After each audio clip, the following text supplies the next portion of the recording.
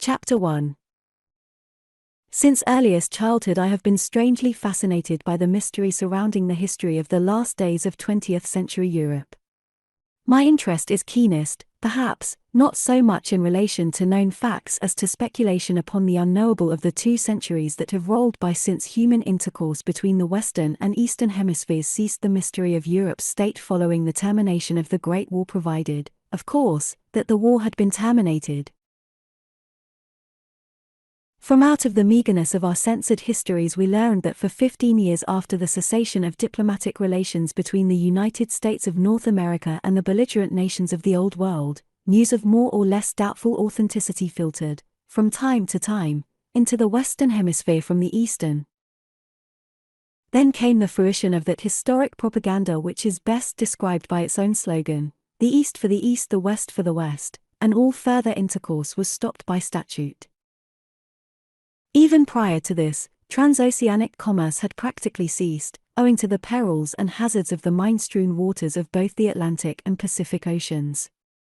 Just when submarine activities ended we do not know, but the last vessel of this type sighted by a Pan-American merchantman was the huge Q-138, which discharged 29 torpedoes at a Brazilian tank steamer off the Bermudas in the fall of 1972. A heavy sea and the excellent seamanship of the master of the Brazilian permitted the Pan American to escape and report this last of a long series of outrages upon our commerce. God alone knows how many hundreds of our ancient ships fell prey to the roving steel sharks of blood-frenzied Europe.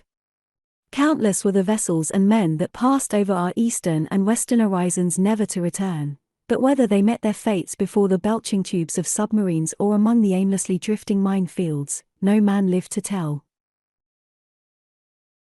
And then came the great Pan-American Federation which linked the Western Hemisphere from pole to pole under a single flag, which joined the navies of the New World into the mightiest fighting force that ever sailed the 7 seas, the greatest argument for peace the world had ever known. Since that day peace had reigned from the western shores of the Azores to the western shores of the Hawaiian Islands, nor has any man of either hemisphere dared cross 30 dW or 175 dW. From 30D to 175D is ours, from 30D to 175D is peace, prosperity and happiness. Beyond was the great unknown. Even the geographies of my boyhood showed nothing beyond. We were taught of nothing beyond. Speculation was discouraged. For 200 years the Eastern Hemisphere had been wiped from the maps and histories of Pan America. Its mention in fiction, even, was forbidden. Our ships of peace patrol 30 and 175. What ships from beyond they have warned only the secret archives of government show, but, a naval officer myself, I have gathered from the traditions of the service that it has been fully 200 years since smoke or sail has been sighted east of 30D or west of 175D. The fate of the relinquished provinces which lay beyond the dead lines we could only speculate upon. That they were taken by the military power, which rose so suddenly in China after the fall of the Republic, and which wrested Manchuria and Korea from Russia and Japan, and also absorbed the Philippines, is quite within the range of possibility. It was the commander of a Chinese man-of-war who received a copy of the Edict of 1972 from the hand of my illustrious ancestor, Admiral Turck, on 206 years ago. And from the yellowed pages of the Admiral's diary I learned that the fate of the Philippines was even then presaged by these Chinese naval officers. Yes, for over 200 years no man crossed 30D to 175D and lived to tell his story, not until chance drew me across and back again, and public opinion, revolting at last against the drastic regulations of our long-dead forebears, demanded that my story be given to the world, and that the narrow interdict which commanded peace, prosperity, and happiness to halt at 30D and 175D be removed forever. I am glad that it was given to me to be an instrument in the hands of Providence for the uplifting of benighted Europe, and the amelioration of the suffering, degradation, and abysmal ignorance in which I found her. I shall not live to see the complete regeneration of the savage hordes of the Eastern Hemisphere. That is a work which will require many generations, perhaps ages, so complete has been their aversion to savagery, but I know that the work has been started, and I am proud of the share in it which my generous countrymen have placed in my hands. The government already possesses a complete official report of my adventures beyond 30. In the narrative I purpose telling my story in a less formal, and I hope, a more entertaining, style, though, being only a naval officer and without claim to the slightest literary ability, I shall most certainly fall far short of the possibilities which are inherent in my subject. That I have passed through the most wondrous adventures that have befallen a civilized man during the past 2 centuries encourages me in the belief that, however ill the telling, the facts themselves will command your interest to the final page. Beyond 30.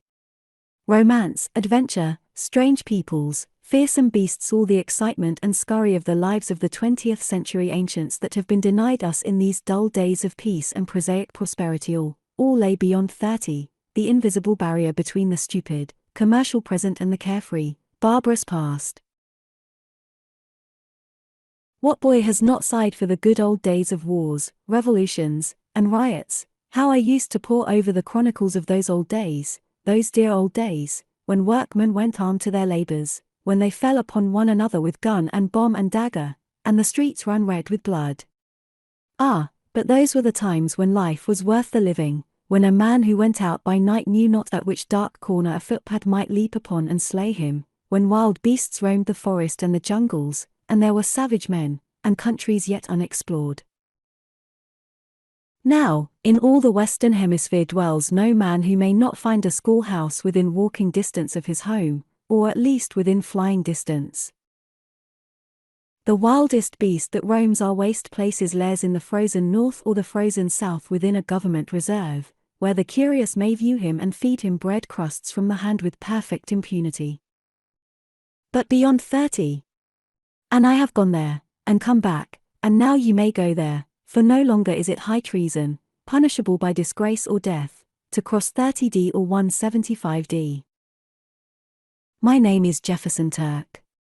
I am a lieutenant in the Navy in the Great Pan American Navy, the only navy which now exists in all the world. I was born in Arizona, in the United States of North America, in the year of our Lord 2116. Therefore, I am 21 years old. In early boyhood I tired of the teeming cities and overcrowded rural districts of Arizona. Every generation of Turks for over 2 centuries has been represented in the Navy. The Navy called to me, as did the free, wide, unpeopled spaces of the mighty oceans. And so I joined the Navy, coming up from the ranks, as we all must, learning our craft as we advance. My promotion was rapid, for my family seems to inherit naval lore. We are born officers, and I reserve to myself no special credit for an early advancement in the service. At 20 I found myself a lieutenant in command of the aero-submarine Coldwater, of the SS-96 class. The Coldwater was one of the first of the air and underwater craft which have been so greatly improved since its launching, and was possessed of innumerable weaknesses which, fortunately, have been eliminated in more recent vessels of similar type.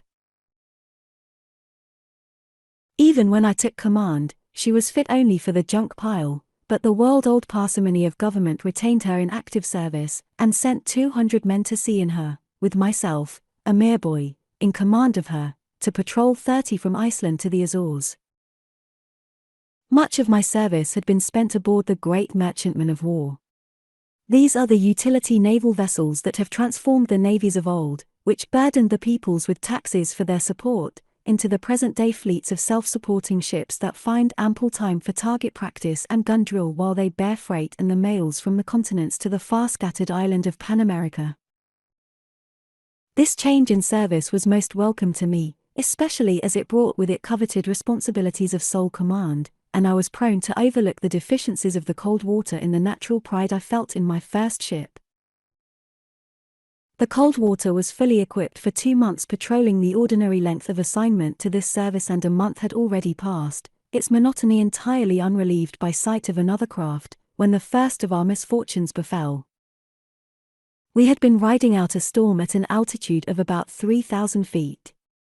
All night we had hovered above the tossing billows of the moonlight clouds.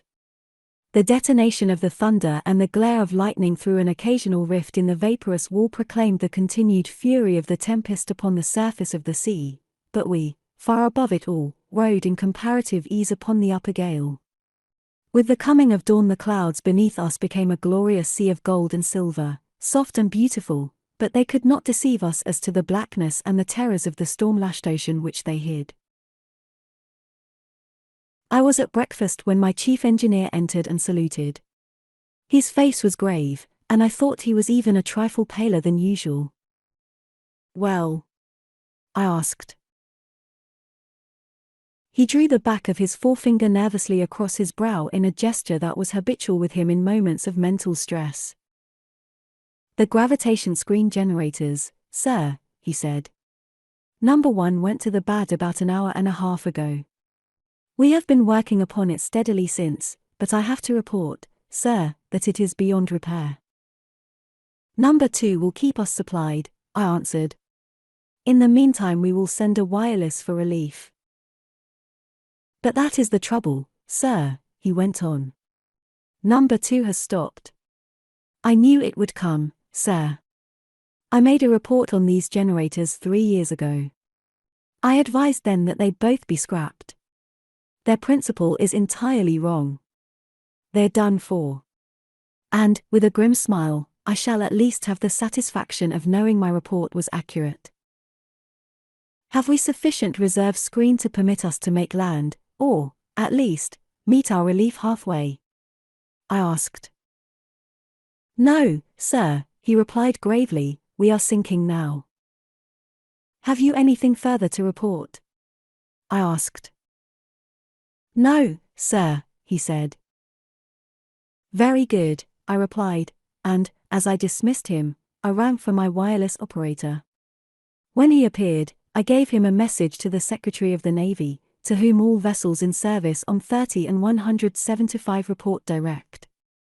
I explained our predicament, and stated that with what screening force remained I should continue in the air, making as rapid headway towards St. John's as possible, and that when we were forced to take to the water I should continue in the same direction.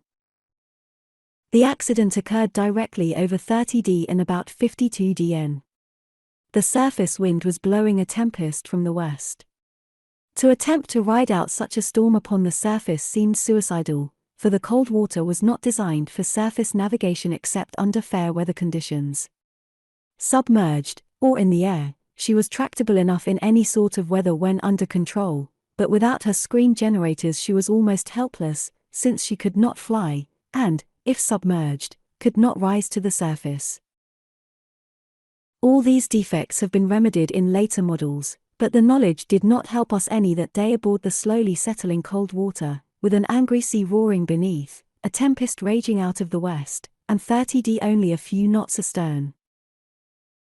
To cross 30 or 175 has been, as you know, the direst calamity that could befall a naval commander. Court-martial and degradation follow swiftly, unless, as is often the case, the unfortunate man takes his own life before this unjust and heartless regulation can hold him up to public scorn. There has been in the past no excuse, no circumstance, that could palliate the offense. He was in command, and he took his ship across 30. That was sufficient. It might not have been in any way his fault, as, in the case of the Coldwater, it could not possibly have been justly charged to my account that the gravitation screen generators were worthless, but well I knew that should chance have it that we were blown across 30 today as we might easily be before the terrific west wind that we could hear howling below us, the responsibility would fall upon my shoulders. In a way, the regulation was a good one, for it certainly accomplished that for which it was intended. We all fought shy of 30°N on the east and 175°N on the west, and, though we had to skirt them pretty close, nothing but an act of God ever drew one of us across. You all are familiar with the naval tradition that a good officer could sense proximity to either line, and for my part, I am firmly convinced of the truth of this as I am that the compass finds the north without recourse to tedious processes of reasoning. Old Admiral Sanchez was wont to maintain that he could smell 30, and the men of the first ship in which I sailed claimed that Coburn, the navigating officer, knew by name every wave along 30 from 60°N. to 60 ds. However, I'd hate to vouch for this.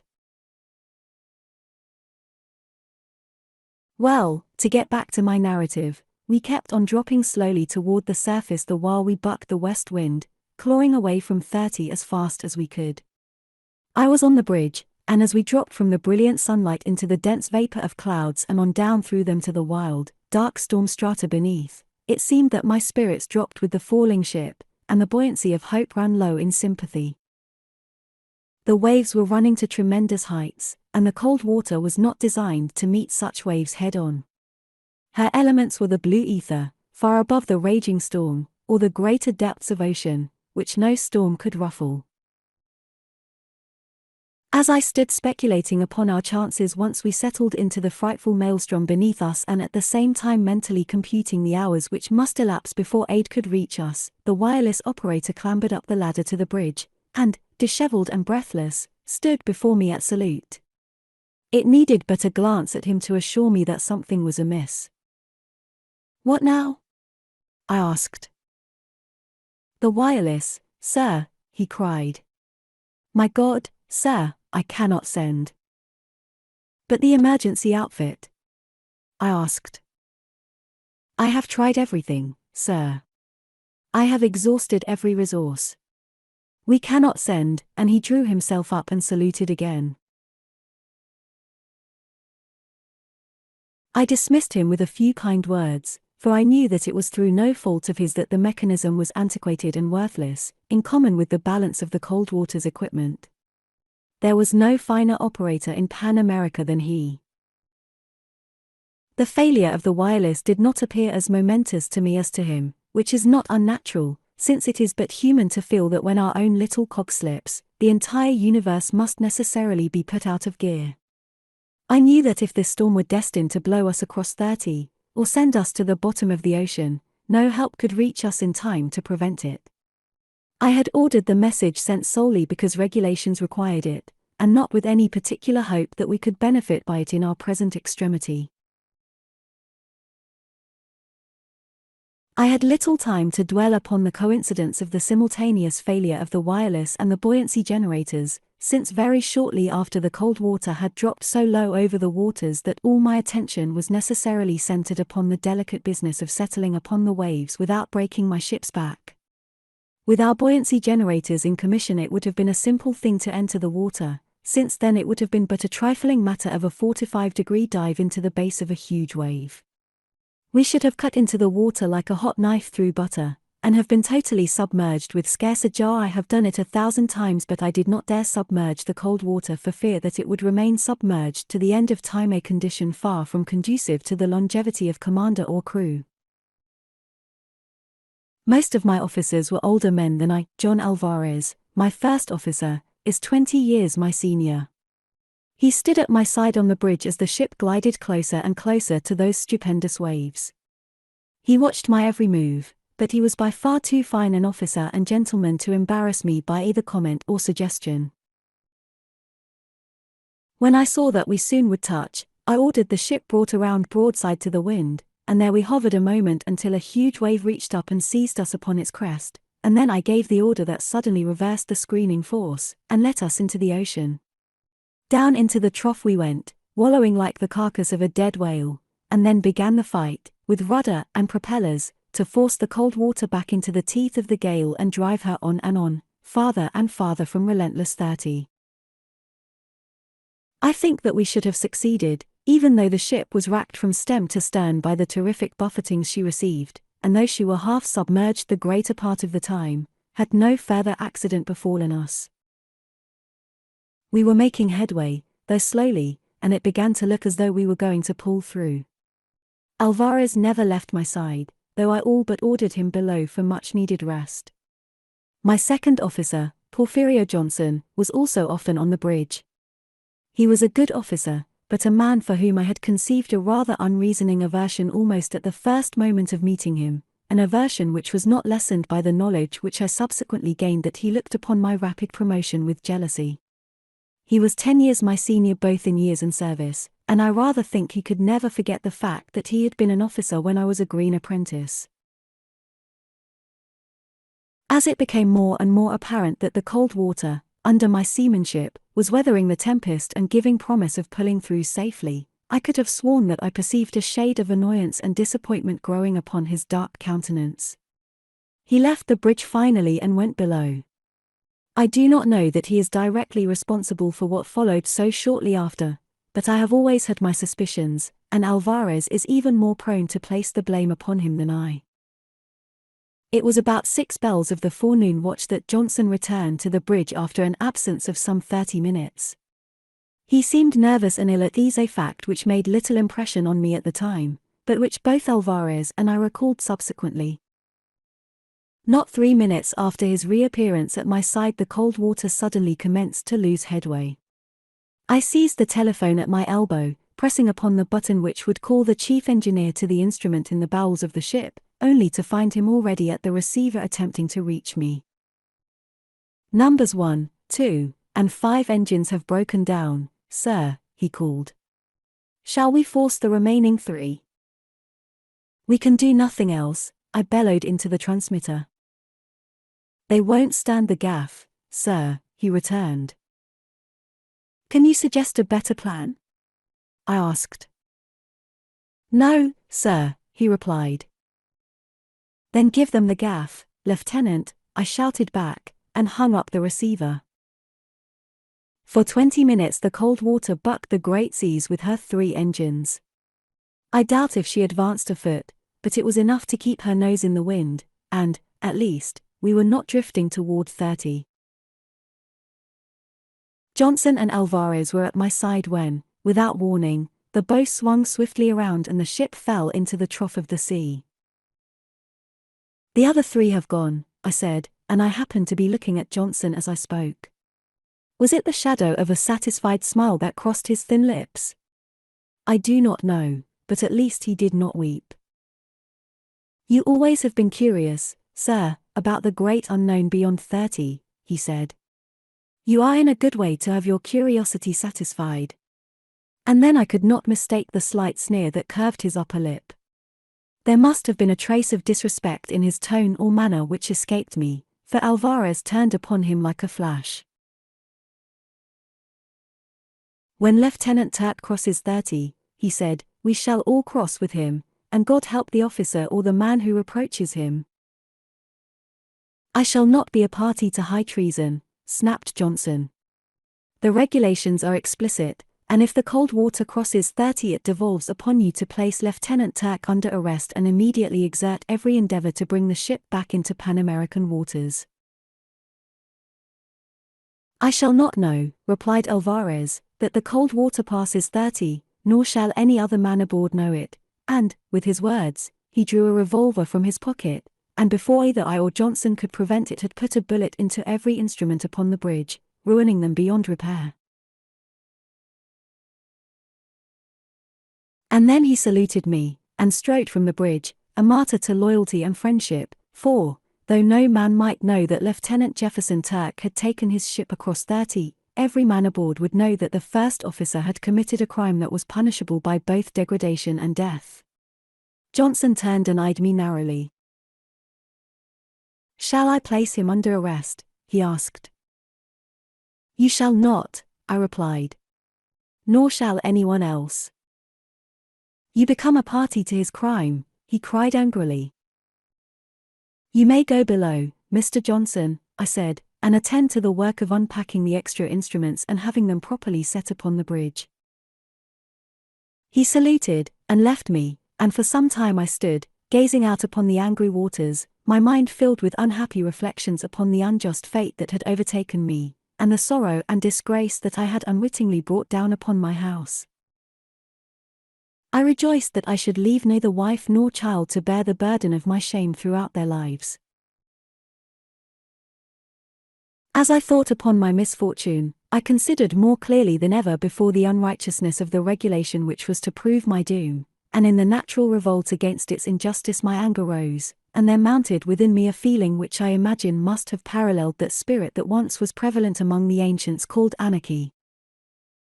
For the first time in my life I found my sentiments arraying themselves against custom, tradition, and even government. The wave of rebellion swept over me in an instant, beginning with an heretical doubt as to the sanctity of the established order of things, that fetish which has ruled Pan Americans for 2 centuries, and which is based upon a blind faith in the infallibility of the prescience of the long-dead framers of the Articles of Pan American Federation, and ending in an adamantine determination to defend my honor and my life to the last ditch against the blind and senseless regulation which assumed the synonymity of misfortune and treason. I would replace the destroyed instruments upon the bridge. Every officer and man should know when we crossed 30. But then I should assert the spirit which dominated me. I should resist arrest, and insist upon bringing my ship back across the dead line, remaining at my post until we had reached New York. Then I should make a full report, and with it a demand upon public opinion that the dead lines be wiped forever from the seas. I knew that I was right. I knew that no more loyal officer wore the uniform of the Navy. I knew that I was a good officer and sailor, and I didn't propose submitting to degradation and discharge because a lot of old, preglacial fossils had declared over 200 years before that no man should cross 30. Even while these thoughts were passing through my mind, I was busy with the details of my duties. I had seen to it that a sea anchor was rigged, and even now the men had completed their task, and the Coldwater was swinging around rapidly, her nose pointing once more into the wind, and the frightful rolling consequent upon her wallowing in the trough was happily diminishing. It was then that Johnson came hurrying to the bridge. One of his eyes was swollen and already darkening, and his lip was cut and bleeding. Without even the formality of a salute, he burst upon me, white with fury. "Lieutenant Alvarez attacked me," he cried. "I demand that he be placed under arrest.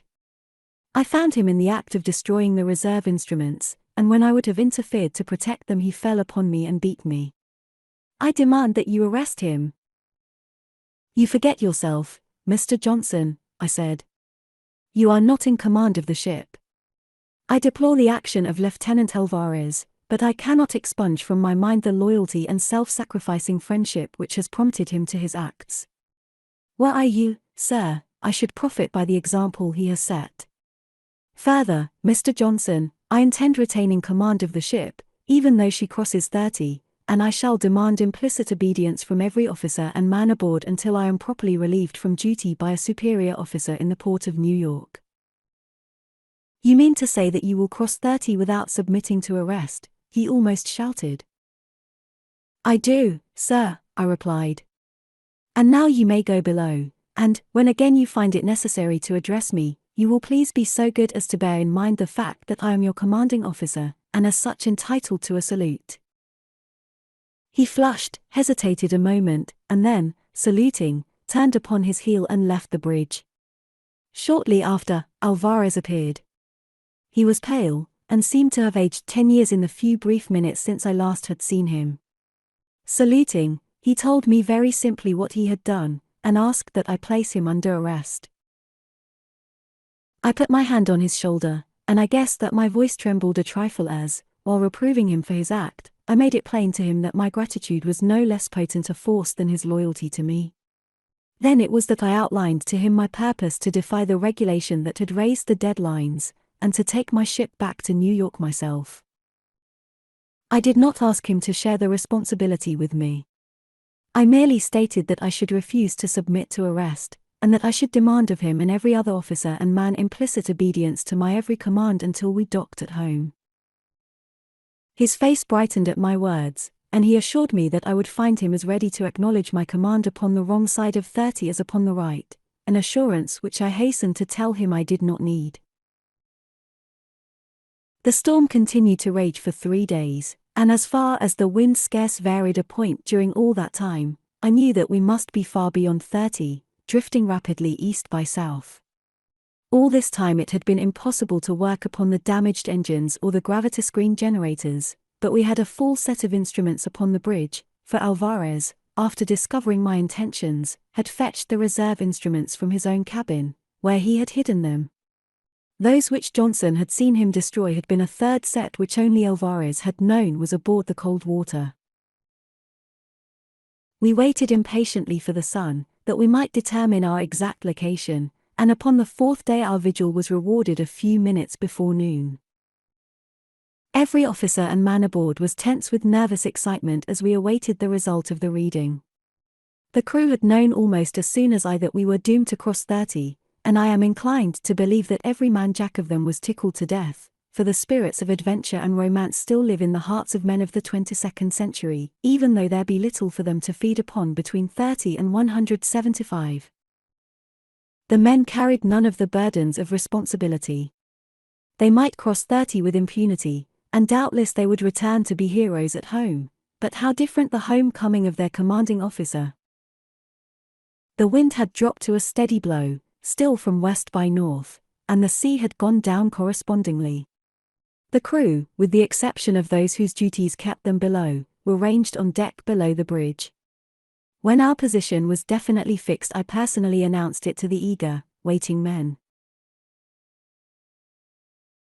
"Men," I said, stepping forward to the handrail and looking down into their upturned, bronzed faces, "you are anxiously awaiting information as to the ship's position.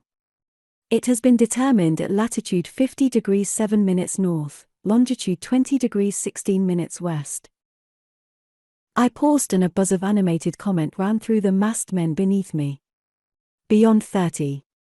But there will be no change in commanding officers, in routine or in discipline, until after we have docked again in New York."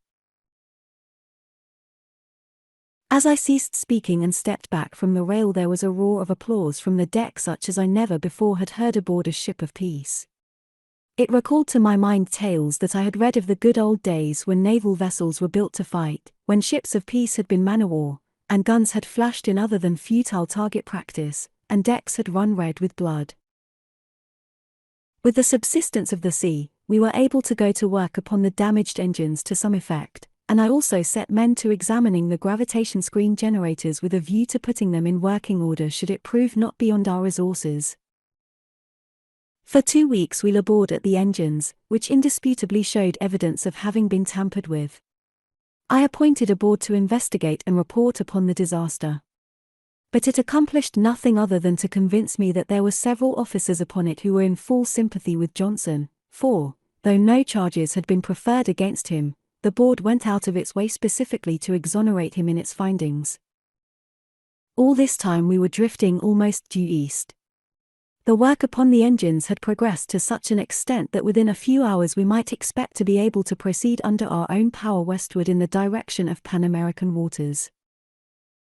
To relieve the monotony I had taken to fishing, and early that morning I had departed from the Coldwater in one of the boats on such an excursion. A gentle west wind was blowing. The sea shimmered in the sunlight. A cloudless sky canopied the west for our sport, as I had made it a point never voluntarily to make an inch toward the east that I could avoid. At least, they should not be able to charge me with a willful violation of the deadlines regulation. I had with me only the boat's ordinary complement of men, 3 in all, and more than enough to handle any small power boat. I had not asked any of my officers to accompany me, as I wished to be alone, and very glad am I now that I had not. My only regret is that, in view of what befell us, it had been necessary to bring the 3 brave fellows who manned the boat. Our fishing, which proved excellent, carried us so far to the west that we no longer could see the Coldwater.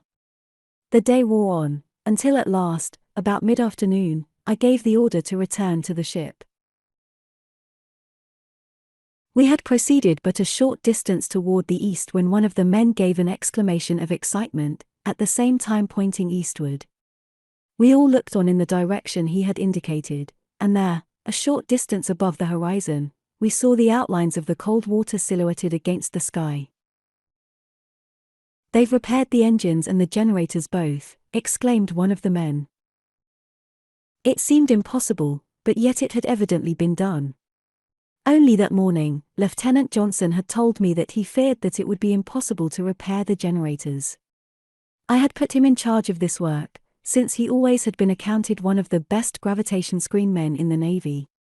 He had invented several of the improvements that are incorporated in the later models of these generators, and I am convinced that he knows more concerning both the theory and the practice of screening gravitation than any living Pan American. At the sight of the Coldwater once more under control, the three men burst into a glad cheer. But, for some reason which I could not then account, I was strangely overcome by a premonition of personal misfortune. It was not that I now anticipated an early return to Pan America and a board of inquiry, though I had rather looked forward to the fight that must follow my return. No, there was something else, something indefinable and vague that cast a strange gloom upon me as I saw my ship rising farther above the water and making straight in our direction. I was not long in ascertaining a possible explanation of my depression, for, though we were plainly visible from the bridge of the aero-submarine and to the hundreds of men who swarmed her deck, the ship passed directly above us, not 500 feet from the water, and sped directly westward. We all shouted, and I fired my pistol to attract their attention, though I knew full well that all who cared to had observed us, but the ship moved steadily away, growing smaller and smaller to our view until at last she passed completely out of sight. Chapter 2. What could it mean? I had left Alvarez in command. He was my most loyal subordinate. It was absolutely beyond the pale of possibility that Alvarez should desert me. No, there was some other explanation. Something occurred to place my second officer, Porfirio Johnson, in command. I was sure of it, but why speculate? The futility of conjecture was only too palpable. The Coldwater had abandoned us in mid-ocean. Doubtless none of us would survive to know why. The young man at the wheel of the powerboat had turned her nose about as it became evident that the ship intended passing over us, and now he still held her in futile pursuit of the Coldwater.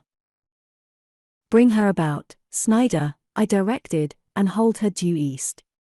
We can't catch the Coldwater, and we can't cross the Atlantic in this. Our only hope lies in making the nearest land, which, unless I am mistaken, is the Scilly Islands, off the southwest coast of England. Ever heard of England, Snider? There's a part of the United States of North America that used to be known to the ancients as New England, he replied. Is that where you mean, sir? No, Snider, I replied. The England I refer to was an island off the continent of Europe. It was the seat of a very powerful kingdom that flourished over 200 years ago. A part of the United States of North America and all of the Federated States of Canada once belonged to this ancient England. Europe, breathed one of the men, his voice tense with excitement. My grandfather used to tell me stories of the world beyond 30. He had been a great student, and he had read much from forbidden books. In which I resemble your grandfather, I said, for I, too, have read more even than naval officers are supposed to read, and, as you men know, we are permitted a greater latitude in the study of geography and history than men of other professions. Among the books and papers of Admiral Porter Turck, who lived 200 years ago, and from whom I am descended, many volumes still exist, and are in my possession, which deal with the history and geography of ancient Europe.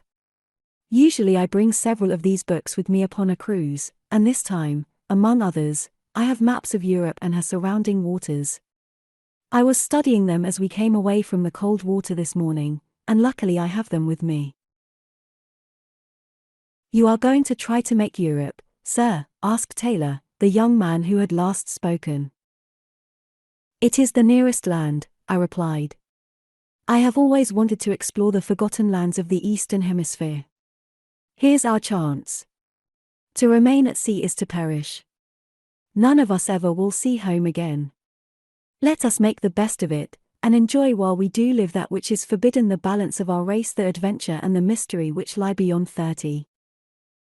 Taylor and Delcarte seized the spirit of my mood, but Snider, I think, was a trifle skeptical. It is treason, sir, I replied, but there is no law which compels us to visit punishment upon ourselves. Could we return to Pan America, I should be the first to insist that we face it. But we know that's not possible.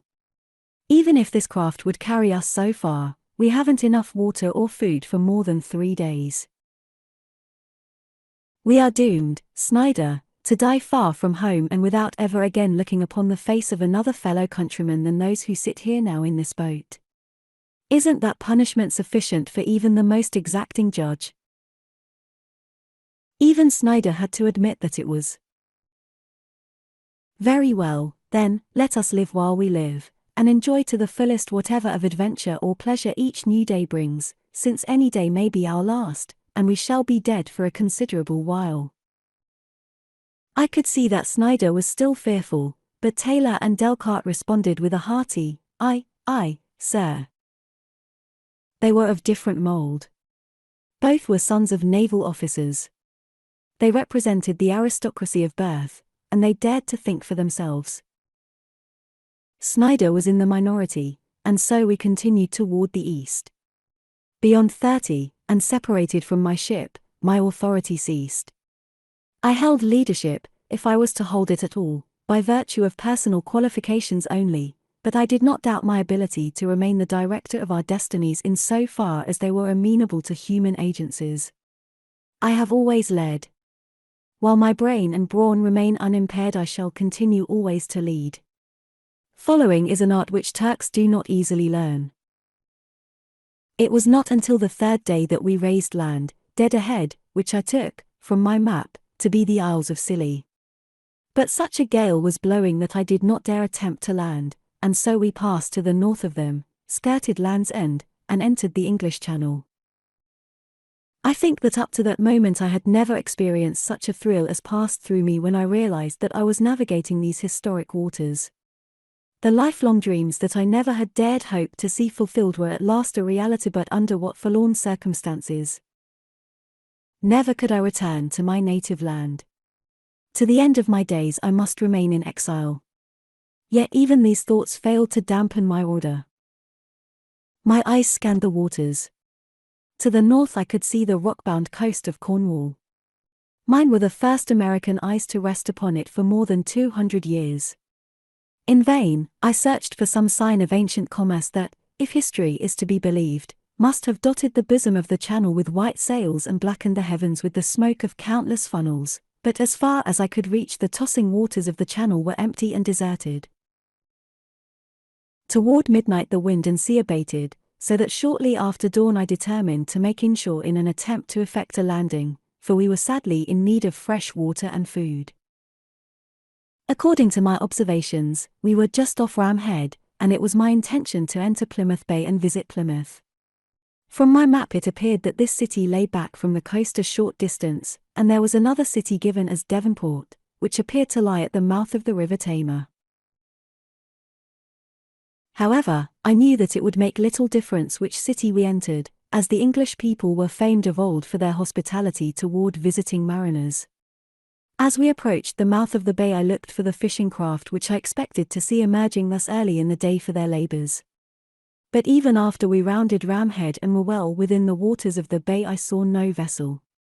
Neither was there buoy nor light nor any other mark to show larger ships the channel, and I wondered much at this. The coast was densely overgrown, nor was any building or sign of man apparent from the water.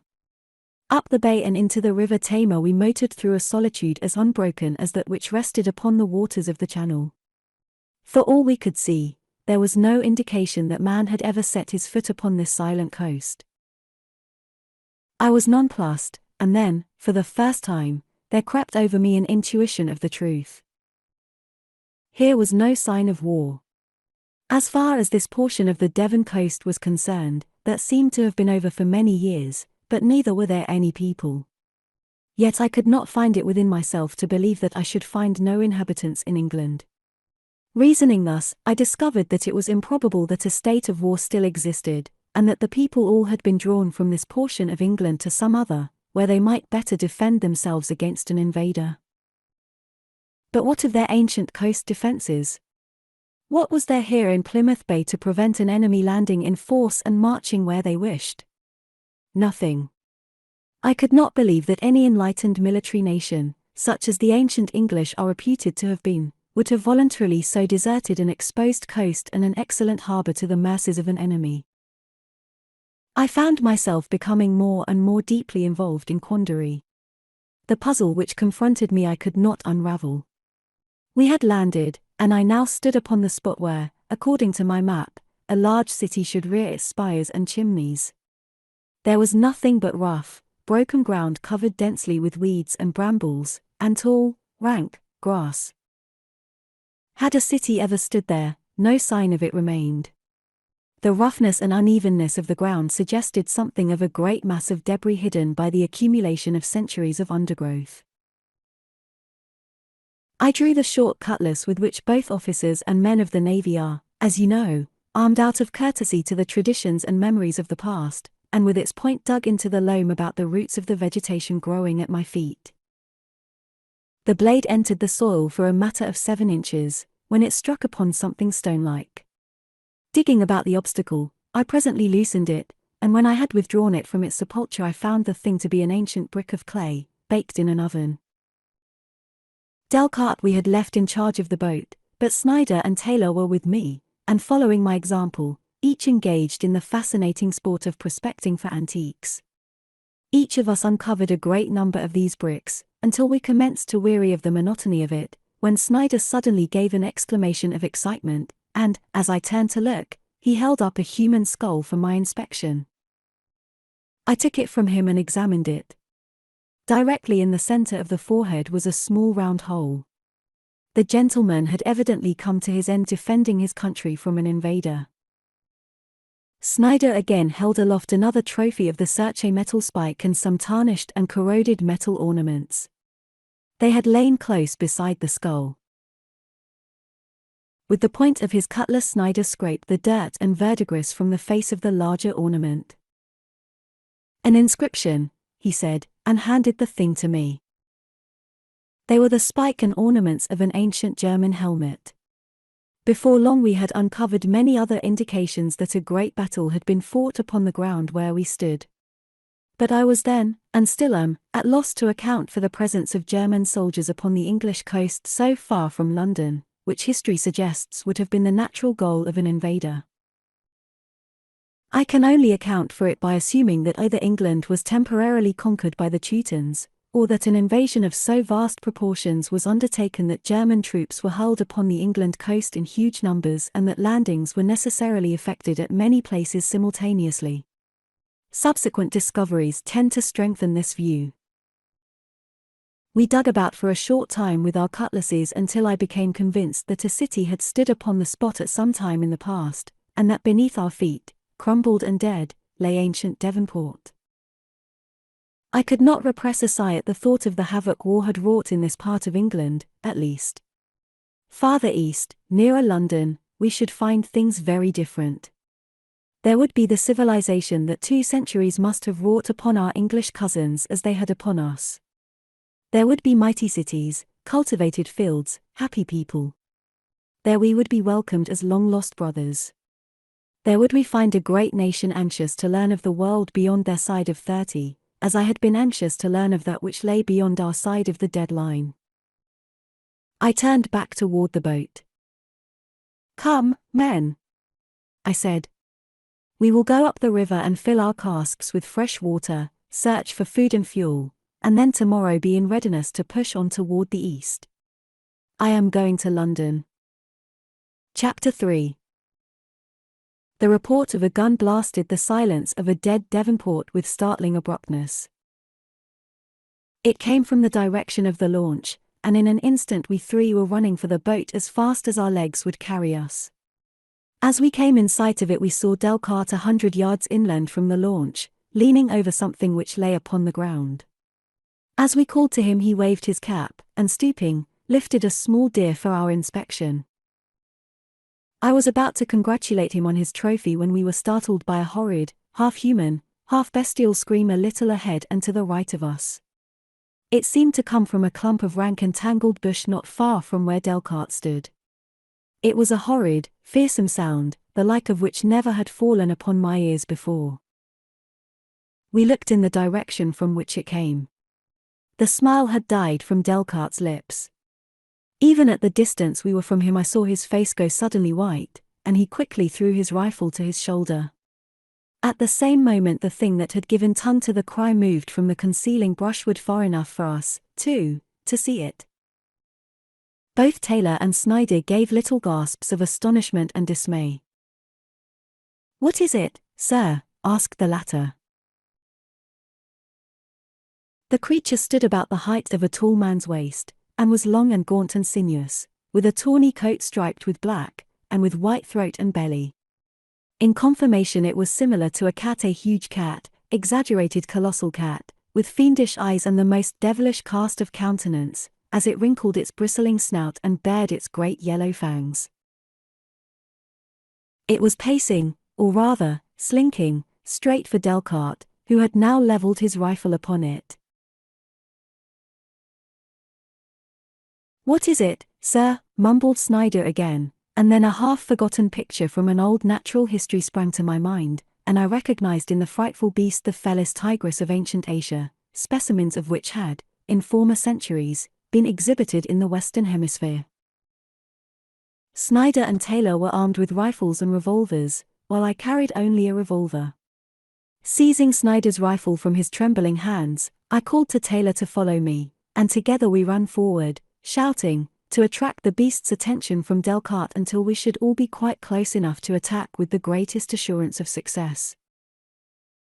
I cried to Delcarte not to fire until we reached his side, for I was fearful lest our small-caliber, steel-jacketed bullets should, far from killing the beast, tend merely to enrage it still further. But he misunderstood me, thinking that I had ordered him to fire. With the report of his rifle the tiger stopped short in apparent surprise, then turned and bit savagely at its shoulder for an instant, after which it wheeled again toward Delcarte, issuing the most terrific roars and screams, and launched itself, with incredible speed, toward the brave fellow, who now stood his ground pumping bullets from his automatic rifle as rapidly as the weapon would fire. Taylor and I also opened up on the creature, and as it was broadside to us it offered a splendid target, though for all the impression we appeared to make upon the great cat we might as well have been launching soap bubbles at it. Straight as a torpedo it rushed for Delcarte, and, as Taylor and I stumbled on through the tall grass toward our unfortunate comrade, we saw the tiger rear upon him and crush him to the earth. Not a backward step had the noble Delcarte taken. 200 years of peace had not sapped the red blood from his courageous line. He went down beneath that avalanche of bestial savagery, still working his gun and with his face toward his antagonist. Even in the instant that I thought him dead I could not help but feel a thrill of pride that he was one of my men, one of my class, a Pan-American gentleman of birth.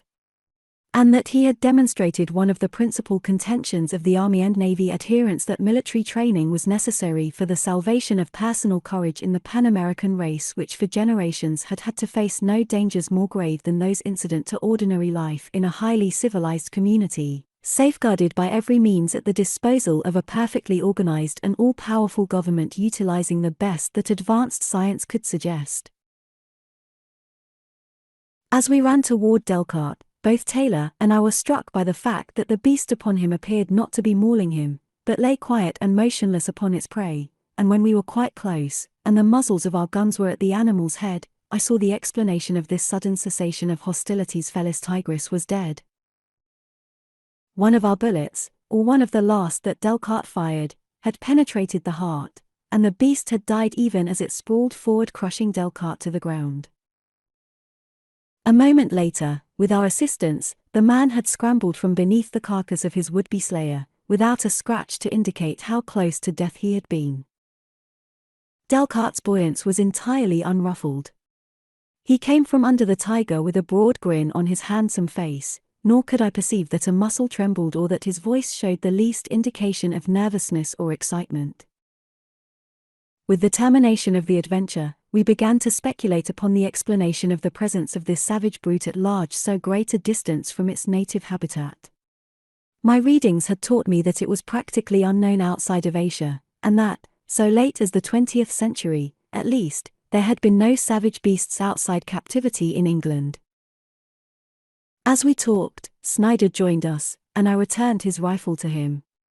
Taylor and Delcarte picked up the slain deer, and we all started down toward the launch, walking slowly.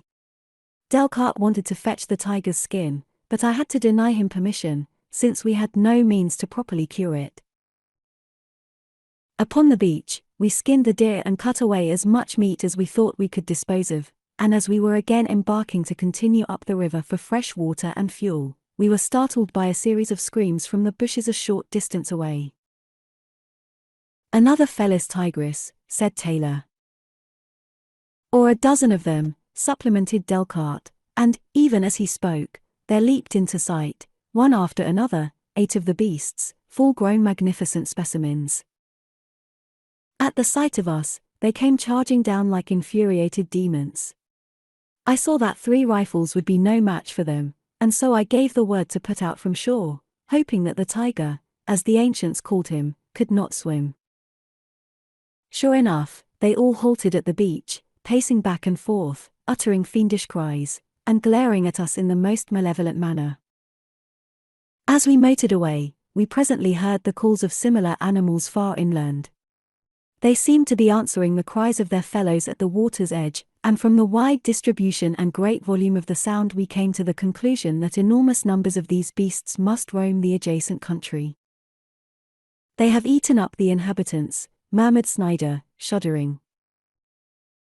"I imagine you are right," I agreed, for their extreme boldness and fearlessness in the presence of man would suggest either that man is entirely unknown to them, or that they are extremely familiar with him as their natural and most easily procured prey. "But where did they come from?" asked Delcarte. "Could they have traveled here from Asia?" I shook my head. The thing was a puzzle to me. I knew that it was practically beyond reason to imagine that tigers had crossed the mountain ranges and rivers and all the great continent of Europe to travel this far from their native lairs, and entirely impossible that they should have crossed the English Channel at all. Yet here they were, and in great numbers. We continued up the Tamar several miles, filled our casks, and then landed to cook some of our deer steak, and have the first square meal that had fallen to our lot since the Coldwater deserted us. But scarce had we built our fire and prepared the meat for cooking than Snider, whose eyes had been constantly roving about the landscape from the moment that we left the launch, touched me on the arm and pointed to a clump of bushes which grew a couple of 100 yards away. Half concealed behind their screening foliage I saw the yellow and black of a big tiger, and, as I looked, the beast stalked majestically toward us. A moment later, he was followed by another, and it is needless to state that we beat a hasty retreat to the launch. The country was apparently infested by these huge carnivora, for after 3 other attempts to land and cook our food we were forced to abandon the idea entirely, as each time we were driven off by hunting tigers. It was also equally impossible to obtain the necessary ingredients for our chemical fuel, and, as we had very little left aboard, we determined to step our folding mast and proceed under sail, hoarding our fuel supply for use in emergencies. I may say that it was with no regret that we bid adieu to Tigerland, as we rechristened the ancient Devon, and, beating out into the channel, turned the launch's nose southeast, to round Bolt Head and continue up the coast toward the Strait of Dover and the North Sea. I was determined to reach London as soon as possible, that we might obtain fresh clothing, meet with cultured people, and learn from the lips of Englishmen the secrets of the 2 centuries since the East had been divorced from the West. Our first stopping place was the Isle of Wight. We entered the Solent about 10 o'clock one morning, and I must confess that my heart sank as we came close to shore. No lighthouse was visible, though one was plainly indicated upon my map. Upon neither shore was sign of human habitation. We skirted the northern shore of the island in fruitless search for man, and then at last landed upon an eastern point, where Newport should have stood, but where only weeds and great trees and tangled wildwood rioted, and not a single man-made thing was visible to the eye. Before landing, I had the men substitute soft bullets for the steel-jacketed projectiles with which their belts and magazines were filled. Thus equipped, we felt upon more even terms with the tigers, but there was no sign of the tigers, and I decided that they must be confined to the mainland. After eating, we set out in search of fuel, leaving Taylor to guard the launch. For some reason I could not trust Snider alone. I knew that he looked with disapproval upon my plan to visit England, and I did not know but what at his first opportunity, he might desert us, taking the launch with him, and attempt to return to Pan America. That he would be fool enough to venture it, I did not doubt. We had gone inland for a mile or more, and were passing through a park-like wood, when we came suddenly upon the first human beings we had seen since we sighted the English coast. There were a score of men in the party.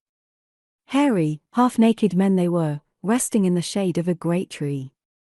At the first sight of us they sprang to their feet with wild yells, seizing long spears that had lain beside them as they rested. For a matter of 50 yards they ran from us as rapidly as they could, and then they turned and surveyed us for a moment. Evidently emboldened by the scarcity of our numbers, they commenced to advance upon us, brandishing their spears and shouting horribly. They were short and muscular of build, with long hair and beards tangled and matted with filth. Their heads, however, were shapely, and their eyes, though fierce and warlike, were intelligent. Appreciation of these physical attributes came later, of course, when I had better opportunity to study the men at close range and under circumstances less fraught with danger and excitement. At the moment I saw, and with unmixed wonder, only a score of wild savages charging down upon us, where I had expected to find a community of civilized and enlightened people. Each of us was armed with rifle, revolver, and cutlass, but as we stood shoulder to shoulder facing the wild men I was loath to give the command to fire upon them, inflicting death or suffering upon strangers with whom we had no quarrel, and so I attempted to restrain them for the moment that we might parley with them. To this end I raised my left hand above my head with the palm toward them as the most natural gesture indicative of peaceful intentions which occurred to me. At the same time I called aloud to them that we were friends, though, from their appearance, there was nothing to indicate that they might understand Pan-American, or ancient English, which are of course practically identical. At my gesture and words they ceased their shouting and came to a halt a few paces from us. Then, in deep tones, one who was in advance of the others and whom I took to be the chief or leader of the party replied in a tongue which, while intelligible to us, was so distorted from the English language from which it evidently had sprung, that it was with difficulty that we interpreted it. "Who are you?" he asked, "and from what country?" I told him that we were from Pan-America, but he only shook his head and asked where that was. He had never heard of it, or of the Atlantic Ocean which I told him separated his country from mine. It has been 200 years, I told him, since a Pan-American visited England. "England?" he asked. "What is England?" "Why, this is a part of England," I exclaimed. "This is Grubiton," he assured me. "I know nothing about England, and I have lived here all my life." It was not until long after that the derivation of Grubiton occurred to me. Unquestionably it is a corruption of Great Britain, a name formerly given to the large island comprising England, Scotland, and Wales. Subsequently we heard it pronounced Grubriton and Grubriton. I then asked the fellow if he could direct us to Ryde or Newport, but again he shook his head, and said that he never had heard of such countries. And when I asked him if there were any cities in this country he did not know what I meant, never having heard the word cities. I explained my meaning as best I could by stating that by city I referred to a place where many people live together in houses. "Oh," he exclaimed, "you mean a camp?" "Yes, there are two great camps here, East Camp and West Camp." "We are from East Camp."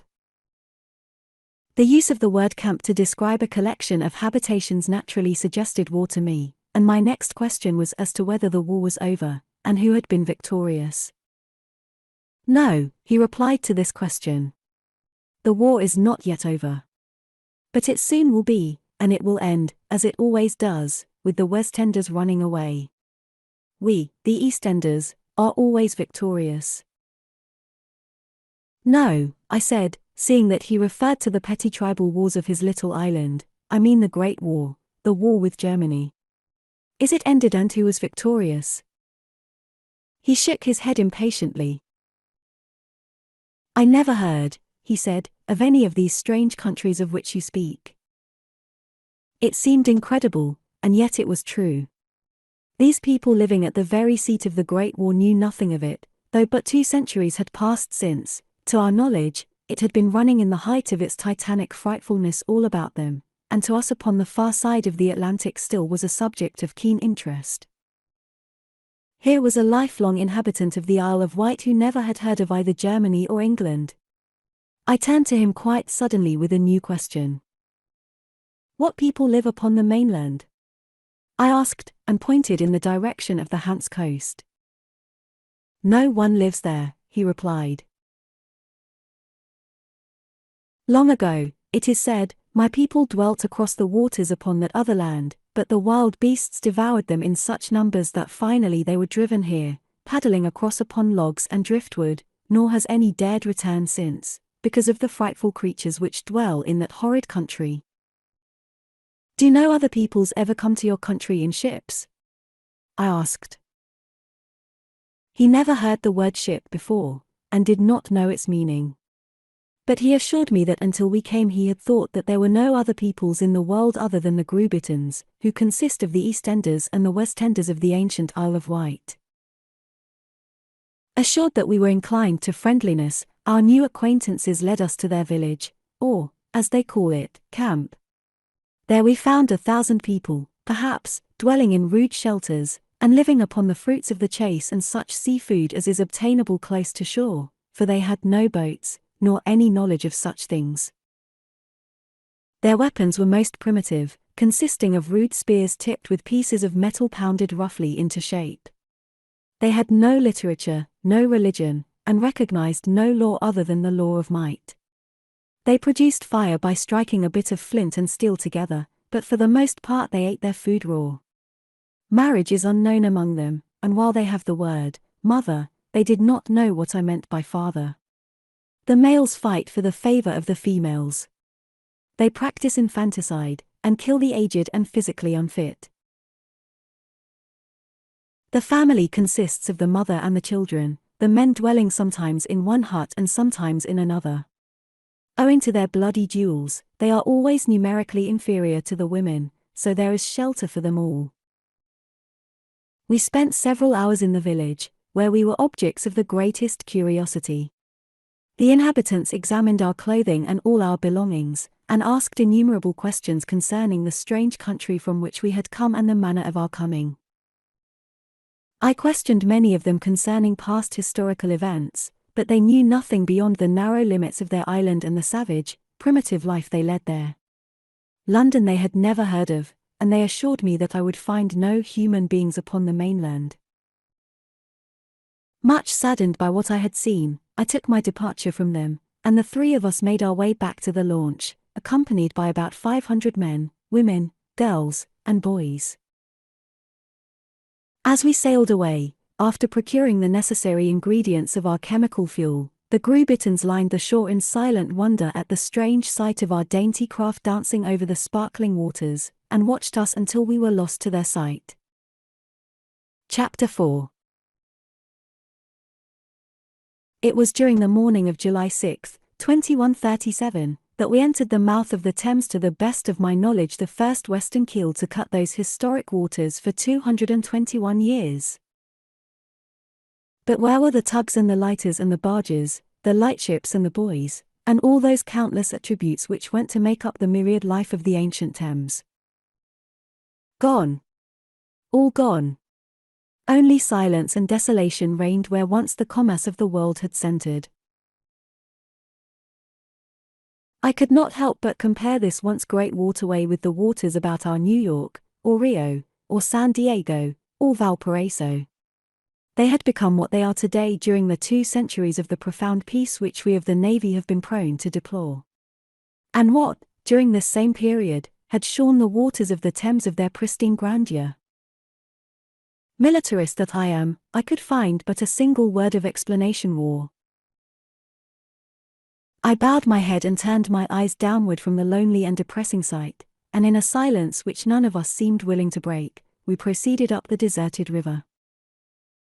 We had reached a point which, from my map, I imagined must have been about the former site of Erith, when I discovered a small band of antelope a short distance inland. As we were now entirely out of meat once more, and as I had given up all expectations of finding a city upon the site of ancient London, I determined to land and bag a couple of the animals.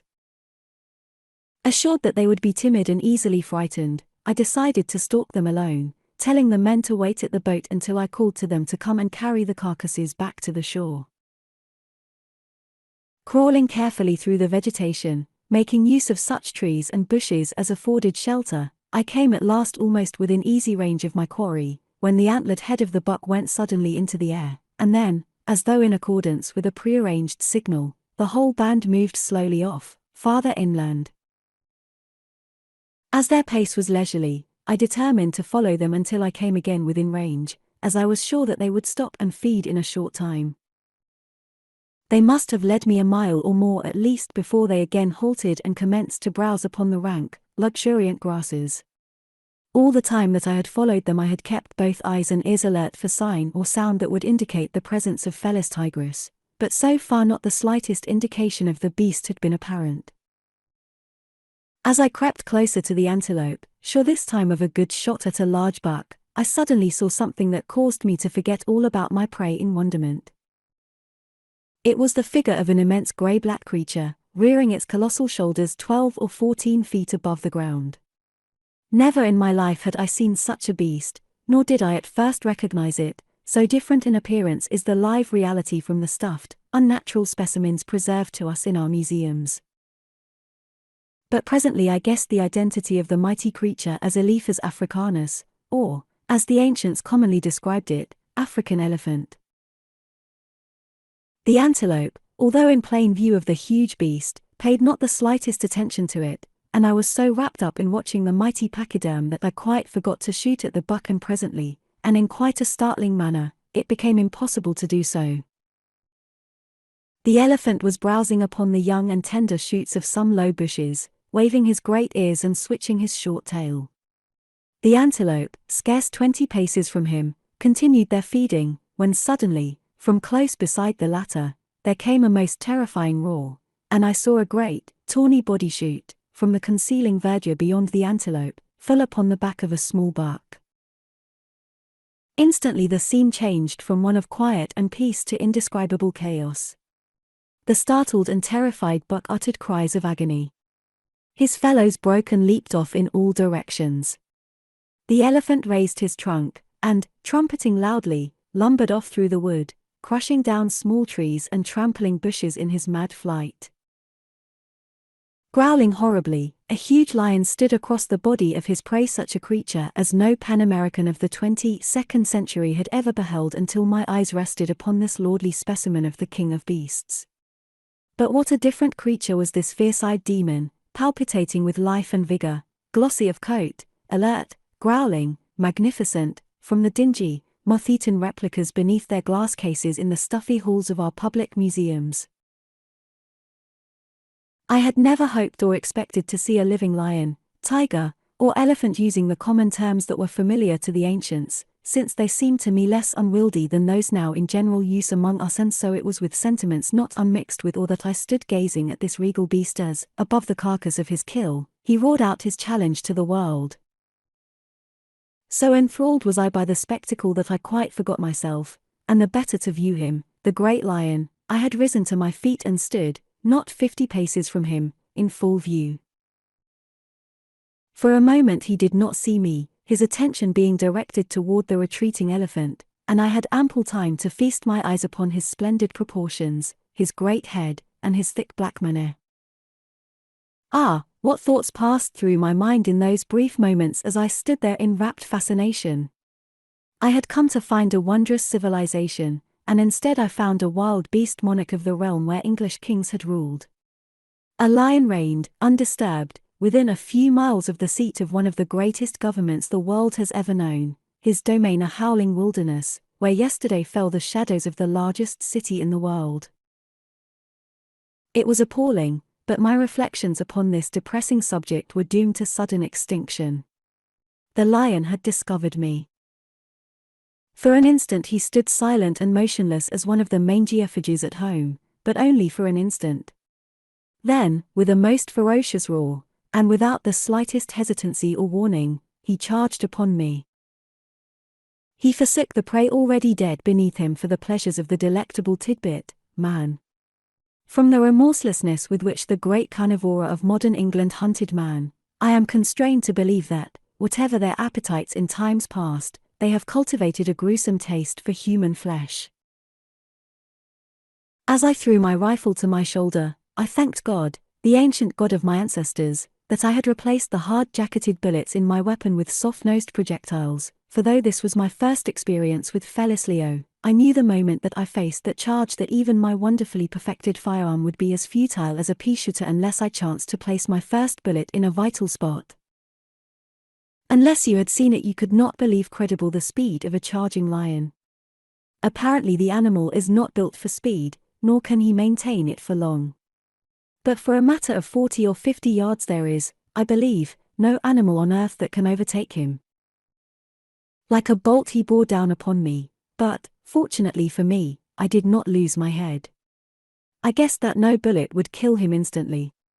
I doubted that I could pierce his skull. There was hope, though, in finding his heart through his exposed chest, or, better yet, of breaking his shoulder or foreleg, and bringing him up long enough to pump more bullets into him and finish him. I covered his left shoulder and pulled the trigger as he was almost upon me. It stopped him. With a terrific howl of pain and rage, the brute rolled over and over upon the ground almost to my feet. As he came, I pumped 2 more bullets into him, and as he struggled to rise, clawing viciously at me, I put a bullet in his spine. That finished him, and I am free to admit that I was mighty glad of it. There was a great tree close behind me, and, stepping within its shade, I leaned against it, wiping the perspiration from my face, for the day was hot, and the exertion and excitement left me exhausted. I stood there, resting, for a moment, preparatory to turning and retracing my steps to the launch, when, without warning, something whizzed through space straight toward me. There was a dull thud of impact as it struck the tree, and as I dodged to one side and turned to look at the thing, I saw a heavy spear embedded in the wood not 3 inches from where my head had been.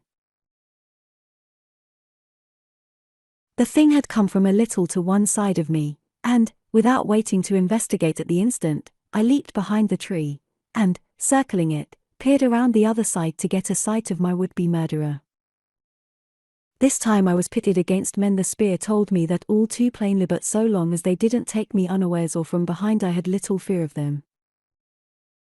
Cautiously I edged about the far side of the trees until I could obtain a view of the spot from which the spear must have come, and when I did I saw the head of a man just emerging from behind a bush. The fellow was quite similar in type to those I had seen upon the Isle of Wight. He was hairy and unkempt, and as he finally stepped into view I saw that he was garbed in the same primitive fashion.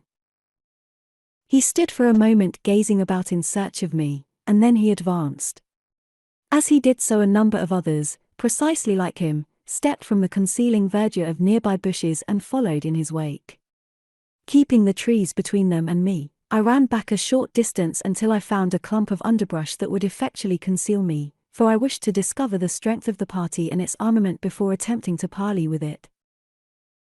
The useless destruction of any of these poor creatures was the farthest idea from my mind.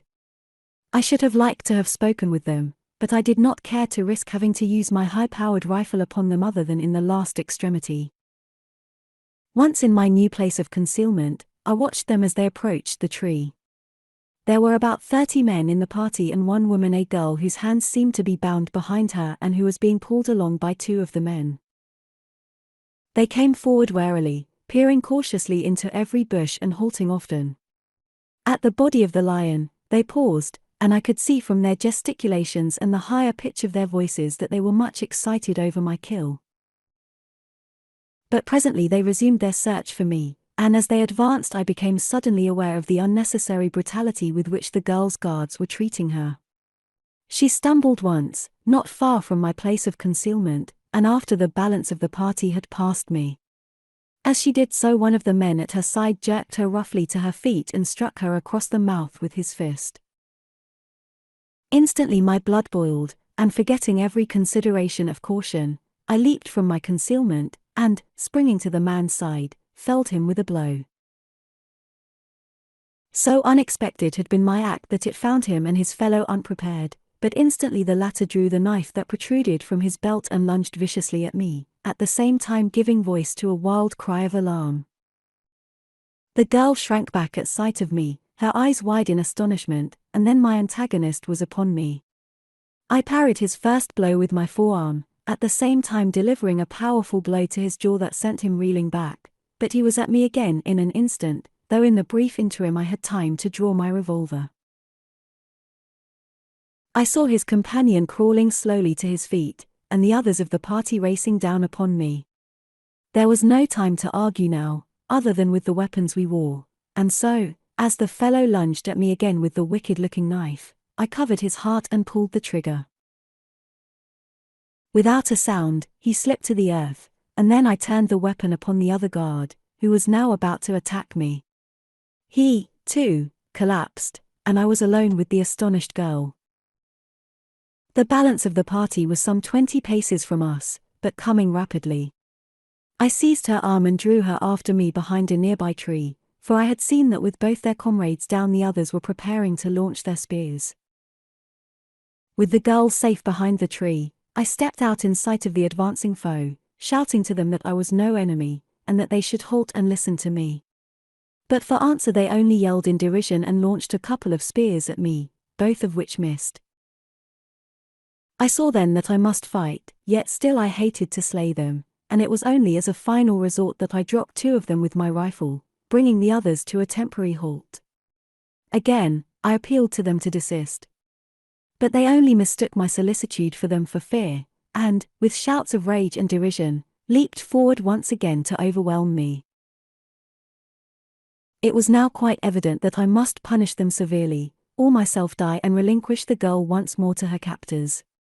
Neither of these things had I the slightest notion of doing, and so I again stepped from behind the tree, and, with all the care and deliberation of target practice, I commenced picking off the foremost of my assailants. One by one the wild men dropped, yet on came the others, fierce and vengeful, until, only a few remaining, these seemed to realize the futility of combating my modern weapon with their primitive spears, and, still howling wrathfully, withdrew toward the west.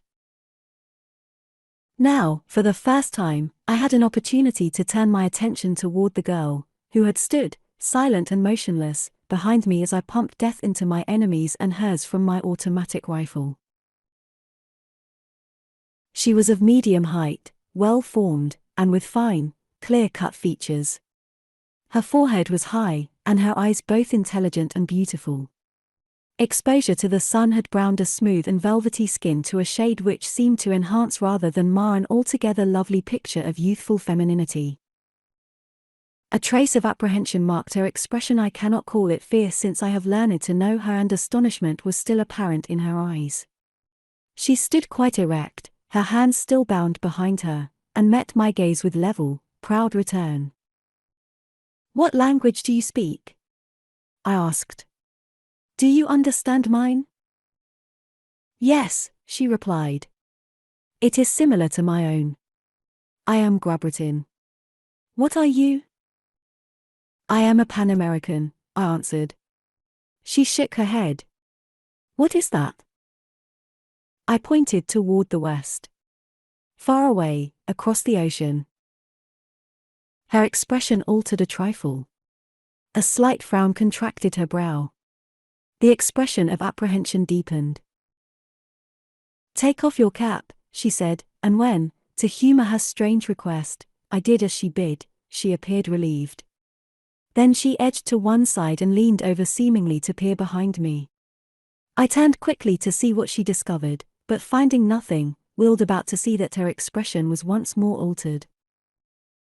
"You are not from there," and she pointed toward the east. It was a half question. "You are not from across the water there?" "No," I assured her.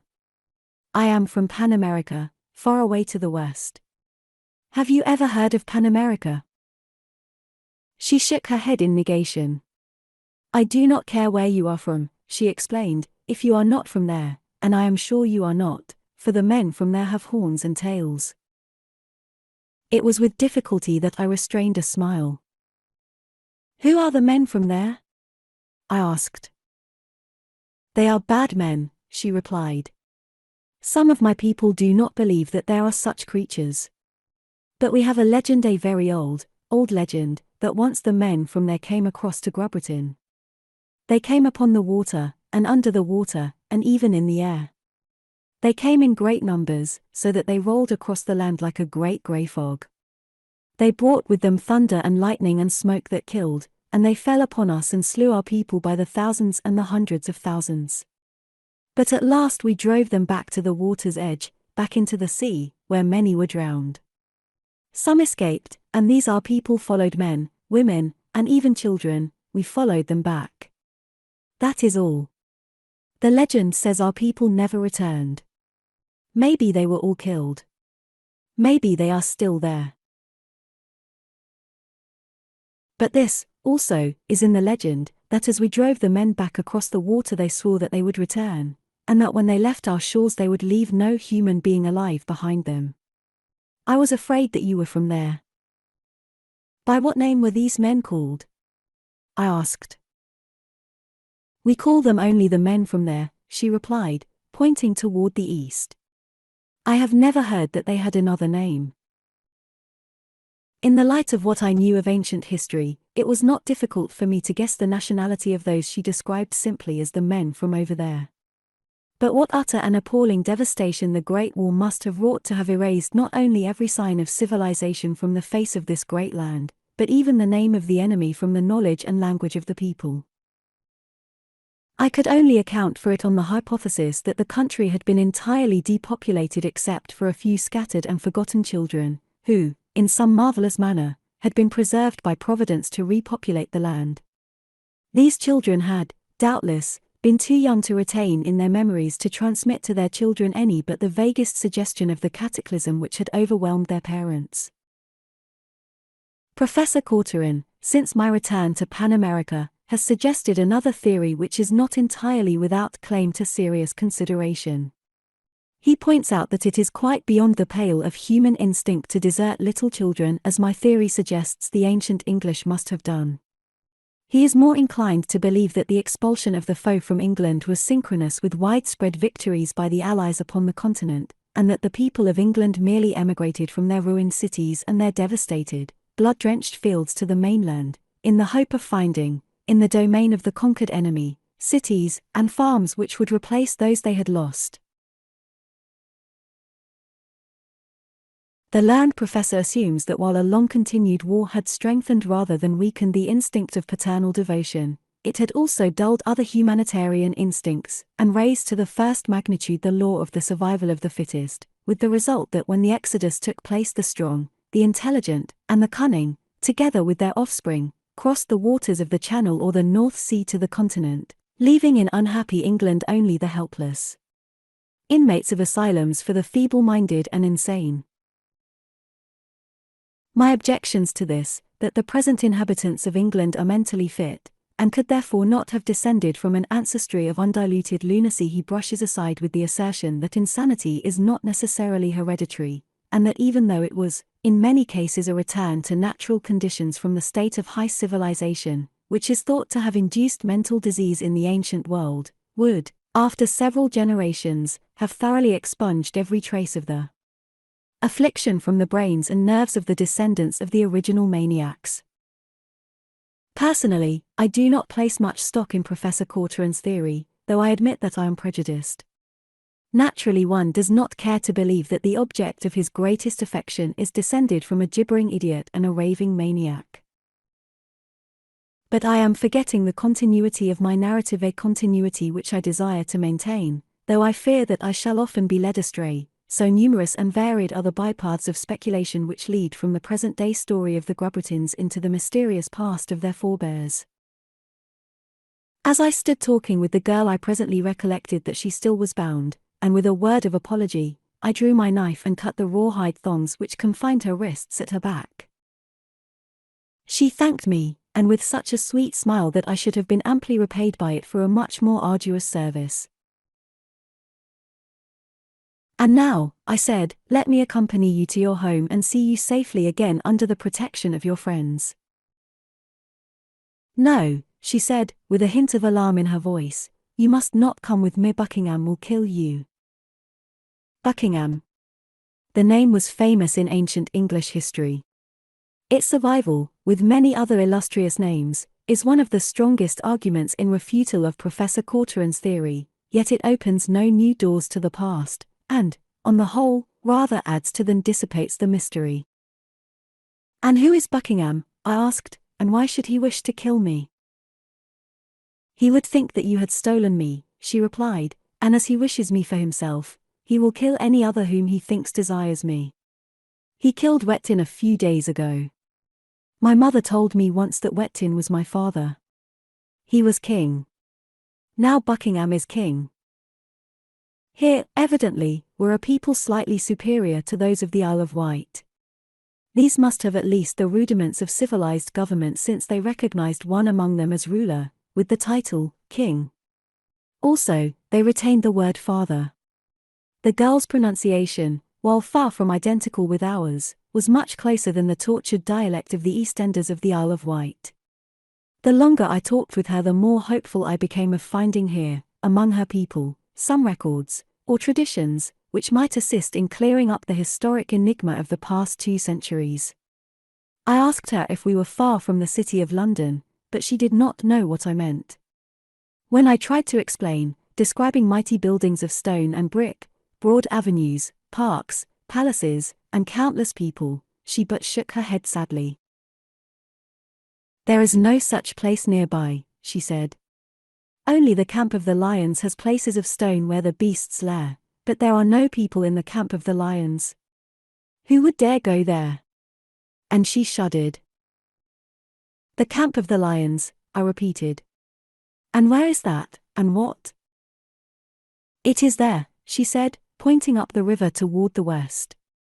I have seen it from a great distance, but I have never been there. We are much afraid of the lions, for this is their country, and they are angry that man has come to live here. Far away there, and she pointed toward the southwest, is the land of tigers, which is even worse than this, the land of the lions, for the tigers are more numerous than the lions and hungrier for human flesh. There were tigers here long ago, but both the lions and the men set upon them and drove them off. Where did these savage beasts come from? I asked. Oh, she replied, they have been here always. It is their country. Do they not kill and eat your people? I asked. Often, when we meet them by accident, and we are too few to slay them, or when one goes too close to their camp. But seldom do they hunt us, for they find what food they need among the deer and wild cattle, and, too, we make them gifts, for are we not intruders in their country? Really, we live upon good terms with them, though I should not care to meet one were there not many spears in my party. I should like to visit this camp of the lions, I said. Oh, no, you must not, cried the girl. That would be terrible. They would eat you. For a moment, then, she seemed lost in thought, but presently she turned upon me with, you must go now, for any minute Buckingham may come in search of me. Long since should they have learned that I am gone from the camp, they watch over me very closely and they will set out after me. Go. I shall wait here until they come in search of me. No, I told her. I'll not leave you alone in a land infested by lions and other wild beasts. If you won't let me go as far as your camp with you, then I'll wait here until they come in search of you. Please go, she begged. You have saved me, and I would save you, but nothing will save you if Buckingham gets his hands on you. He is a bad man. He wishes to have me for his woman so that he may be king. He would kill anyone who befriended me, for fear that I might become another's. Didn't you say that Buckingham is already the king? I asked. He is. He took my mother for his woman after he had killed Wettin. But my mother will die soon, she is very old, and then the man to whom I belong will become king. Finally, after much questioning, I got the thing through my head. It appears that the line of descent is through the women. A man is merely head of his wife's family, that is all. If she chances to be the oldest female member of the royal house, he is king. Very naively the girl explained that there was seldom any doubt as to whom a child's mother was. This accounted for the girl's importance in the community and for Buckingham's anxiety to claim her, though she told me that she did not wish to become his woman, for he was a bad man and would make a bad king. But he was powerful, and there was no other man who dared dispute his wishes. "Why not come with me?" I suggested, "if you do not wish to become Buckingham's." "Where would you take me?" she asked. Where, indeed? I had not thought of that. But before I could reply to her question, she shook her head and said, "No, I cannot leave my people. I must stay and do my best, even if Buckingham gets me, but you must go at once. Do not wait until it is too late. The lions have had no offering for a long time, and Buckingham would seize upon the first stranger as a gift to them." I did not perfectly understand what she meant, and was about to ask her when a heavy body leaped upon me from behind, and great arms encircled my neck. I struggled to free myself and turn upon my antagonist, but in another instant I was overwhelmed by a half-dozen powerful, half-naked men, while a score of others surrounded me, a couple of whom seized the girl. I fought as best I could for my liberty and for hers, but the weight of numbers was too great, though I had the satisfaction at least of giving them a good fight. When they had overpowered me, and I stood, my hands bound behind me, at the girl's side, she gazed commiseratingly at me. "It is too bad that you did not do as I bid you," she said, "for now it has happened just as I feared Buckingham has you." "Which is Buckingham?" I asked. "I am Buckingham," growled a burly, unwashed brute, swaggering truculently before me. "And who are you who would have stolen my woman?" The girl spoke up then and tried to explain that I had not stolen her, but on the contrary I had saved her from the men from the elephant country who were carrying her away. Buckingham only sneered at her explanation, and a moment later gave the command that started us all off toward the west. We marched for a matter of an hour or so, coming at last to a collection of rude huts, fashioned from branches of trees covered with skins and grasses and sometimes plastered with mud. All about the camp they had erected a wall of saplings pointed at the tops and fire-hardened.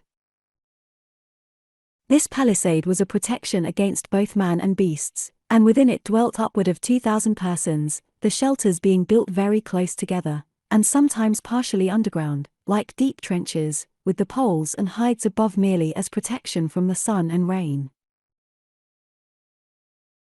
The older part of the camp consisted almost wholly of trenches, as though this had been the original form of dwellings which was slowly giving way to the drier and airier surface domiciles. In these trench habitations I saw a survival of the military trenches which formed so famous a part of the operation of the warring nations during the 20th century. The women wore a single light deerskin about their hips, for it was summer, and quite warm. The men, too, were clothed in a single garment, usually the pelt of some beast of prey. The hair of both men and women was confined by a rawhide thong passing about the forehead and tied behind. In this leathern band were stuck feathers, flowers, or the tails of small mammals. All wore necklaces of the teeth or claws of wild beasts, and there were numerous metal wristlets and anklets among them. They wore, in fact, every indication of a most primitive people, a race which had not yet risen to the heights of agriculture or even the possession of domestic animals. They were hunters, the lowest plane in the evolution of the human race of which science takes cognizance. And yet as I looked at their well-shaped heads, their handsome features, and their intelligent eyes, it was difficult to believe that I was not among my own. It was only when I took into consideration their mode of living, their scant apparel, the lack of every least luxury among them, that I was forced to admit that they were, in truth, but ignorant savages. Buckingham had relieved me of my weapons, though he had not the slightest idea of their purpose or uses, and when we reached the camp he exhibited both me and my arms with every indication of pride in this great capture. The inhabitants flocked around me, examining my clothing, and exclaiming in wonderment at each new discovery of button, buckle, pocket, and flap. It seemed incredible that such a thing could be, almost within a stone's throw of the spot where but a brief 2 centuries before had stood the greatest city of the world. They bound me to a small tree that grew in the middle of one of their crooked streets, but the girl they released as soon as we had entered the enclosure. The people greeted her with every mark of respect as she hastened to a large hut near the center of the camp. Presently she returned with a fine-looking, white-haired woman, who proved to be her mother. The older woman carried herself with a regal dignity that seemed quite remarkable in a place of such primitive squalor. The people fell aside as she approached, making a wide way for her and her daughter. When they had come near and stopped before me, the older woman addressed me. "My daughter has told me," she said, "of the manner in which you rescued her from the men of the elephant country.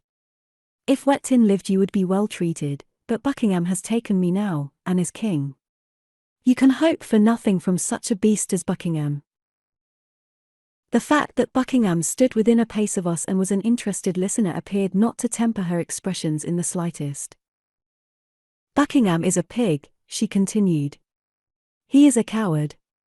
He came upon Wettin from behind and ran his spear through him. He will not be king for long. Someone will make a face at him, and he will run away and jump into the river." The people began to titter and clap their hands. Buckingham became red in the face. It was evident that he was far from popular. "If he dared," went on the old lady, "he would kill me now, but he does not dare. He is too great a coward. If I could help you I should gladly do so. But I am only queen, the vehicle that has helped carry down, unsullied, the royal blood from the days when Grobritain was a mighty country." The old queen's words had a noticeable effect upon the mob of curious savages which surrounded me. The moment they discovered that the old queen was friendly to me and that I had rescued her daughter, they commenced to accord me a more friendly interest, and I heard many words spoken in my behalf, and demands were made that I not be harmed. But now Buckingham interfered. He had no intention of being robbed of his prey. Blustering and storming, he ordered the people back to their huts, at the same time directing 2 of his warriors to confine me in a dugout in one of the trenches close to his own shelter. Here they threw me upon the ground, binding my ankles together and trussing them up to my wrists behind. There they left me, lying upon my stomach, a most uncomfortable and strained position, to which was added the pain where the cords cut into my flesh. Just a few days ago my mind had been filled with the anticipation of the friendly welcome I should find among the cultured Englishmen of London. Today I should be sitting in the place of honor at the banquet board of one of London's most exclusive clubs, faked and lionized. The actuality. Here I lay, bound hand and foot, doubtless almost upon the very site of a part of ancient London, yet all about me was a primeval wilderness, and I was a captive of half-naked wild men. I wondered what had become of Delcarte and Taylor and Snider. Would they search for me? They could never find me, I feared, yet if they did, what could they accomplish against this horde of savage warriors?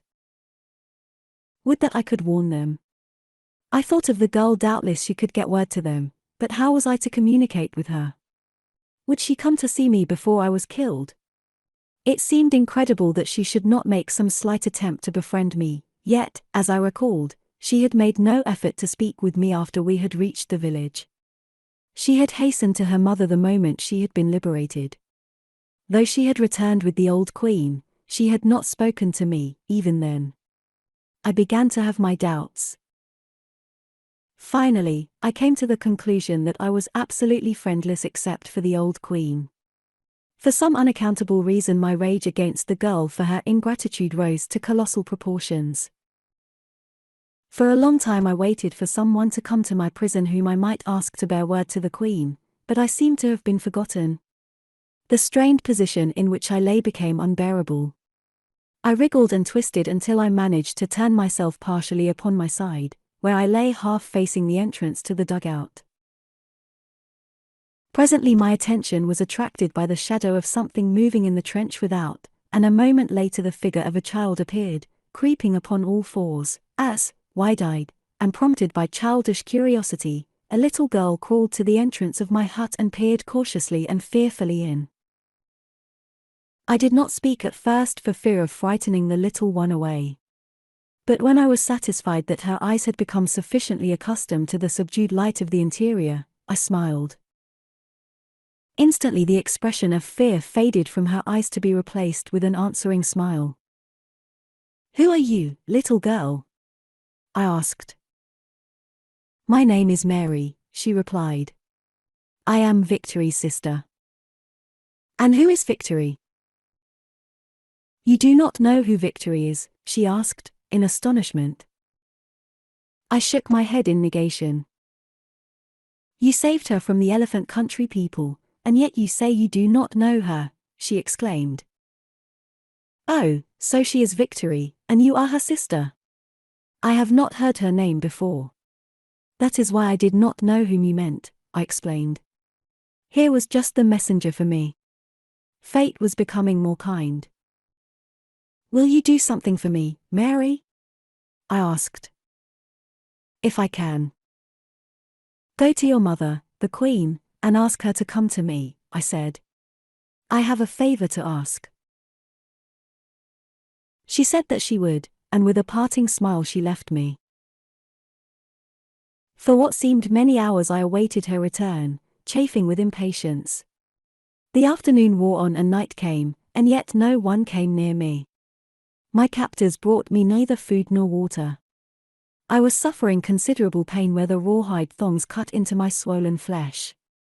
I thought that they had either forgotten me, or that it was their intention to leave me here to die of starvation. Once I heard a great uproar in the village. Men were shouting, women were screaming and moaning. After a time this subsided, and again there was a long interval of silence. Half the night must have been spent when I heard a sound in the trench near the hut. It resembled muffled sobs. Presently a figure appeared, silhouetted against the lesser darkness beyond the doorway. It crept inside the hut. "Are you here?" whispered a childlike voice. It was Mary. She had returned. The thongs no longer hurt me. The pangs of hunger and thirst disappeared. I realized that it had been loneliness from which I suffered most. "Mary!" I exclaimed. "You are a good girl.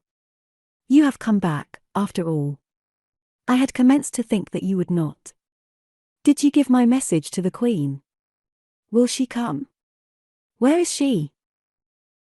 The child's sobs increased, and she flung herself upon the dirt floor of the hut, apparently overcome by grief. "What is it?" I asked. "Why do you cry?" "The Queen, my mother, will not come to you," she said, between sobs. "She is dead. Buckingham has killed her. Now he will take Victory, for Victory is Queen. He kept us fastened up in our shelter, for fear that Victory would escape him, but I dug a hole beneath the back wall and got out. I came to you, because you saved Victory once before, and I thought that you might save her again, and me, also. Tell me that you will." "I am bound and helpless, Mary," I replied. "Otherwise I would do what I could to save you and your sister." "I will set you free," cried the girl, creeping up to my side. "I will set you free, and then you may come and slay Buckingham." "Gladly," I assented. "We must hurry," she went on, as she fumbled with the hard knots in the stiffened rawhide, "for Buckingham will be after you soon. He must make an offering to the lions at dawn before he can take Victory. The taking of a queen requires a human offering." "And I am to be the offering?" I asked. "Yes," she said, tugging at a knot. "Buckingham has been wanting a sacrifice ever since he killed Wettin, that he might slay my mother and take Victory." The thought was horrible, not solely because of the hideous fate to which I was condemned, but from the contemplation it engendered of the sad decadence of a once enlightened race. To these depths of ignorance, brutality, and superstition had the vaunted civilization of 20th century England been plunged, and by what? War. I felt the structure of our time-honored militaristic arguments crumbling about me. Mary labored with the thongs that confined me.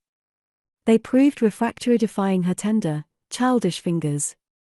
She assured me, however, that she would release me, if they did not come too soon. But, alas, they came. We heard them coming down the trench, and I bade Mary hide in a corner, lest she be discovered and punished. There was naught else she could do, and so she crawled away into the Stygian blackness behind me. Presently 2 warriors entered. The leader exhibited a unique method of discovering my whereabouts in the darkness. He advanced slowly, kicking out viciously before him. Finally he kicked me in the face. Then he knew where I was. A moment later I had been jerked roughly to my feet. One of the fellows stopped and severed the bonds that held my ankles. I could scarcely stand alone. The 2 pulled and hauled me through the low doorway and along the trench. A party of 40 or 50 warriors were awaiting us at the brink of the excavation some 100 yards from the hut. Hands were lowered to us, and we were dragged to the surface. Then commenced a long march. We stumbled through the underbrush wet with dew, our way lighted by a score of torchbearers who surrounded us. But the torches were not to light the way, that was but incidental. They were carried to keep off the huge carnivora that moaned and coughed and roared about us. The noises were hideous.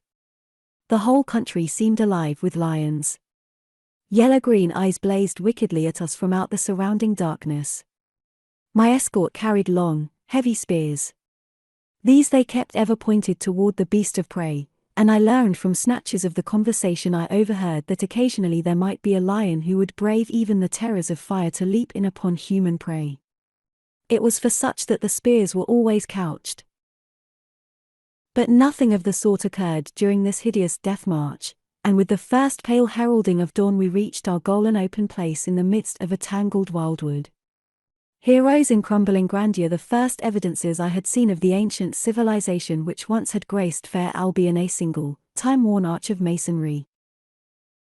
"The entrance to the camp of the lions," murmured one of the party in a voice husky with awe. Here the party knelt, while Buckingham recited a weird, prayer-like chant. It was rather long, and I recall only a portion of it, which ran, if my memory serves me, somewhat as follows. "Lord of Grubritain, we fall on our knees to thee, this gift to bring. Greatest of kings art thou. To thee we humbly bow. Peace to our camp allow. God save thee, King." Then the party rose, and dragging me to the crumbling arch, made me fast to a huge, corroded, copper ring which was dangling from an eye-bolt embedded in the masonry. None of them, not even Buckingham, seemed to feel any personal animosity toward me. They were naturally rough and brutal, as primitive men are supposed to have been since the dawn of humanity, but they did not go out of their way to maltreat me. With the coming of dawn the number of lions about us seemed to have greatly diminished, at least they made less noise, and as Buckingham and his party disappeared into the woods, leaving me alone to my terrible fate, I could hear the grumblings and growlings of the beasts diminishing with the sound of the chant, which the party still continued. It appeared that the lions had failed to note that I had been left for their breakfast, and had followed off after their worshippers instead. But I knew the reprieve would be but for a short time, and though I had no wish to die, I must confess that I rather wished the ordeal over and the peace of oblivion upon me. The voices of the men and the lions receded in the distance, until finally quiet reigned about me, broken only by the sweet voices of birds and the sighing of the summer wind in the trees. It seemed impossible to believe that in this peaceful woodland setting the frightful thing was to occur which must come with the passing of the next lion who chanced within sight or smell of the crumbling arch. I strove to tear myself loose from my bonds, but succeeded only in tightening them about my arms. Then I remained passive for a long time, letting the scenes of my lifetime pass in review before my mind's eye. I tried to imagine the astonishment, incredulity, and horror with which my family and friends would be overwhelmed if, for an instant, space could be annihilated and they could see me at the gates of London. The gates of London! Where was the multitude hurrying to the marts of trade after a night of pleasure or rest? Where was the clang of tramcar gongs, the screech of motor horns, the vast murmur of a dense throng? Where were they? And as I asked the question alone, gaunt lion strode from the tangled jungle upon the far side of the clearing. Majestically and noiselessly upon his padded feet the king of beasts moved slowly toward the gates of London and toward me. Was I afraid? I fear that I was almost afraid. I know that I thought that fear was coming to me, and so I straightened up and squared my shoulders and looked the lion straight in the eyes and waited. It is not a nice way to die alone, with one's hands fast bound, beneath the fangs and talons of a beast of prey. No, it is not a nice way to die, not a pretty way. The lion was halfway across the clearing when I heard a slight sound behind me. The great cat stopped in his tracks. He lashed his tail against his sides now, instead of simply twitching its tip, and his low moan became a thunderous roar. As I craned my neck to catch a glimpse of the thing that had aroused the fury of the beast before me, it sprang through the arched gateway and was at my side with parted lips and heaving bosom and disheveled hair, a bronzed and lovely vision to eyes that had never harbored hope of rescue. It was Victory, and in her arms she clutched my rifle and revolver. A long knife was in the doeskin belt that supported the doeskin skirt tightly about her lithe limbs. She dropped my weapons at my feet, and, snatching the knife from its resting place, severed the bonds that held me. I was free, and the lion was preparing to charge. "Run!" I cried to the girl, as I bent and seized my rifle. But she only stood there at my side, her bared blade ready in her hand. The lion was bounding toward us now in prodigious leaps. I raised the rifle and fired. It was a lucky shot, for I had no time to aim carefully, and when the beast crumpled and rolled, lifeless, to the ground, I went upon my knees and gave thanks to the God of my ancestors. And, still upon my knees, I turned, and taking the girl's hand in mine, I kissed it. She smiled at that, and laid her other hand upon my head. "You have strange customs in your country," she said. I could not but smile at that when I thought how strange it would seem to my countrymen could they but see me kneeling there on the site of London, kissing the hand of England's Queen. "And now," I said, as I rose, "you must return to the safety of your camp. I will go with you until you are near enough to continue alone in safety. Then I shall try to return to my comrades." "I will not return to the camp," she replied.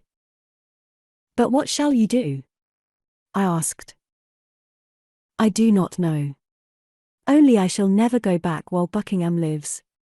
I should rather die than go back to him. Mary came to me, after they had taken you from the camp, and told me. I found your strange weapons and followed with them. It took me a little longer, for often I had to hide in the trees that the lions might not get me, but I came in time, and now you are free to go back to your friends." "And leave you here?" I exclaimed. She nodded, but I could see through all her brave front that she was frightened at the thought. I could not leave her, of course, but what in the world I was to do, cumbered with the care of a young woman, and a queen at that, I was at a loss to know. I pointed out that phase of it to her, but she only shrugged her shapely shoulders and pointed to her knife. It was evident that she felt entirely competent to protect herself. As we stood there we heard the sound of voices. They were coming from the forest through which we had passed when we had come from camp. "They are searching for me," said the girl. "Where shall we hide?" I didn't relish hiding. But when I thought of the innumerable dangers which surrounded us and the comparatively small amount of ammunition that I had with me, I hesitated to provoke a battle with Buckingham and his warriors when, by flight, I could avoid them and preserve my cartridges against emergencies which could not be escaped. "Would they follow us there?" I asked, pointing through the archway into the camp of the lions. "Never," she replied, "for, in the first place, they would know that we would not dare go there, and in the second they themselves would not dare." "Then we shall take refuge in the camp of the lions," I said. She shuddered and drew closer to me. "You dare?" she asked. "Why not?" I returned.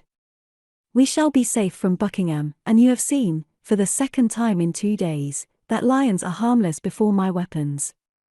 Then, too, I can find my friends easiest in this direction, for the River Thames runs through this place you call the Camp of the Lions, and it is farther down the Thames that my friends are awaiting me. Do you not dare come with me? I dare follow wherever you lead, she answered simply. And so I turned and passed beneath the great arch into the city of London. Chapter 5. As we entered deeper into what had once been the city, the evidences of man's past occupancy became more frequent. For a mile from the arch there was only a riot of weeds and undergrowth and trees covering small mounds and little hillocks that, I was sure, were formed of the ruins of stately buildings of the dead past. But presently we came upon a district where shattered walls still raised their crumbling tops in sad silence above the grass-grown sepulchres of their fallen fellows. Softened and mellowed by ancient ivy stood these sentinels of sorrow, their scarred faces still revealing the rents and gashes of shrapnel and of bomb. Contrary to our expectations, we found little indication that lions in any great numbers laired in this part of ancient London. Well-worn pathways, molded by padded paws, led through the cavernous windows or doorways of a few of the ruins we passed, and once we saw the savage face of a great, black-maned lion scowling down upon us from a shattered stone balcony. We followed down the bank of the Thames after we came upon it. I was anxious to look with my own eyes upon the famous bridge, and I guessed, too, that the river would lead me into the part of London where stood Westminster Abbey and the Tower. Realizing that the section through which we had been passing was doubtless outlying, and therefore not so built up with large structures as the more centrally located part of the old town, I felt sure that farther down the river I should find the ruins larger. The bridge would be there in part, at least, and so would remain the walls of many of the great edifices of the past. There would be no such complete ruin of large structures as I had seen among the smaller buildings. But when I had come to that part of the city which I judged to have contained the relics I sought, I found havoc that had been wrought there even greater than elsewhere. At one point upon the bosom of the Thames there rises a few feet above the water a single, disintegrating mound of masonry. Opposite it, upon either bank of the river, are tumbled piles of ruins overgrown with vegetation. These, I am forced to believe, are all that remain of London Bridge, for nowhere else along the river is there any other slightest sign of pier or abutment. Rounding the base of a large pile of grass-covered debris, we came suddenly upon the best preserved ruin we had yet discovered. The entire lower story and part of the second story of what must once have been a splendid public building rose from a great knoll of shrubbery and trees, while ivy, thick and luxuriant, clambered upward to the summit of the broken walls. In many places the grey stone was still exposed, its smoothly chiselled face pitted with the scars of battle. The massive portal yawned, sombre and sorrowful, before us, giving a glimpse of marble halls within. The temptation to enter was too great. I wished to explore the interior of this one remaining monument of civilization now dead beyond recall. Through this same portal, within these very marble halls, had Grey and Chamberlain and Kitchener and Shaw, perhaps, come and gone with the other great ones of the past. I took Victory's hand in mine. "Come," I said. "I do not know the name by which this great pile was known, nor the purposes it fulfilled. It may have been the palace of your sires, Victory. From some great throne within, your forebears may have directed the destinies of half the world. Come." I must confess to a feeling of awe as we entered the rotunda of the great building. Pieces of massive furniture of another day still stood where man had placed them centuries ago. They were littered with dust and broken stone and plaster, but, otherwise, so perfect was their preservation I could hardly believe that 2 centuries had rolled by since human eyes were last set upon them. Through one great room after another we wandered, hand in hand, while Victory asked many questions, and for the first time I began to realize something of the magnificence and power of the race from whose loins she had sprung. Splendid tapestries, now mildewed and rotting, hung upon the walls. There were mural paintings, too, depicting great historic events of the past. For the first time Victory saw the likeness of a horse, and she was much affected by a huge oil which depicted some ancient cavalry charge against a battery of field guns. In other pictures there were steamships, battleships, submarines, and quaint-looking railway trains, all small and antiquated in appearance to me, but wonderful to Victory. She told me that she would like to remain for the rest of her life where she could look at those pictures daily. From room to room we passed until presently we emerged into a mighty chamber, dark and gloomy, for its high and narrow windows were choked and clogged by ivy.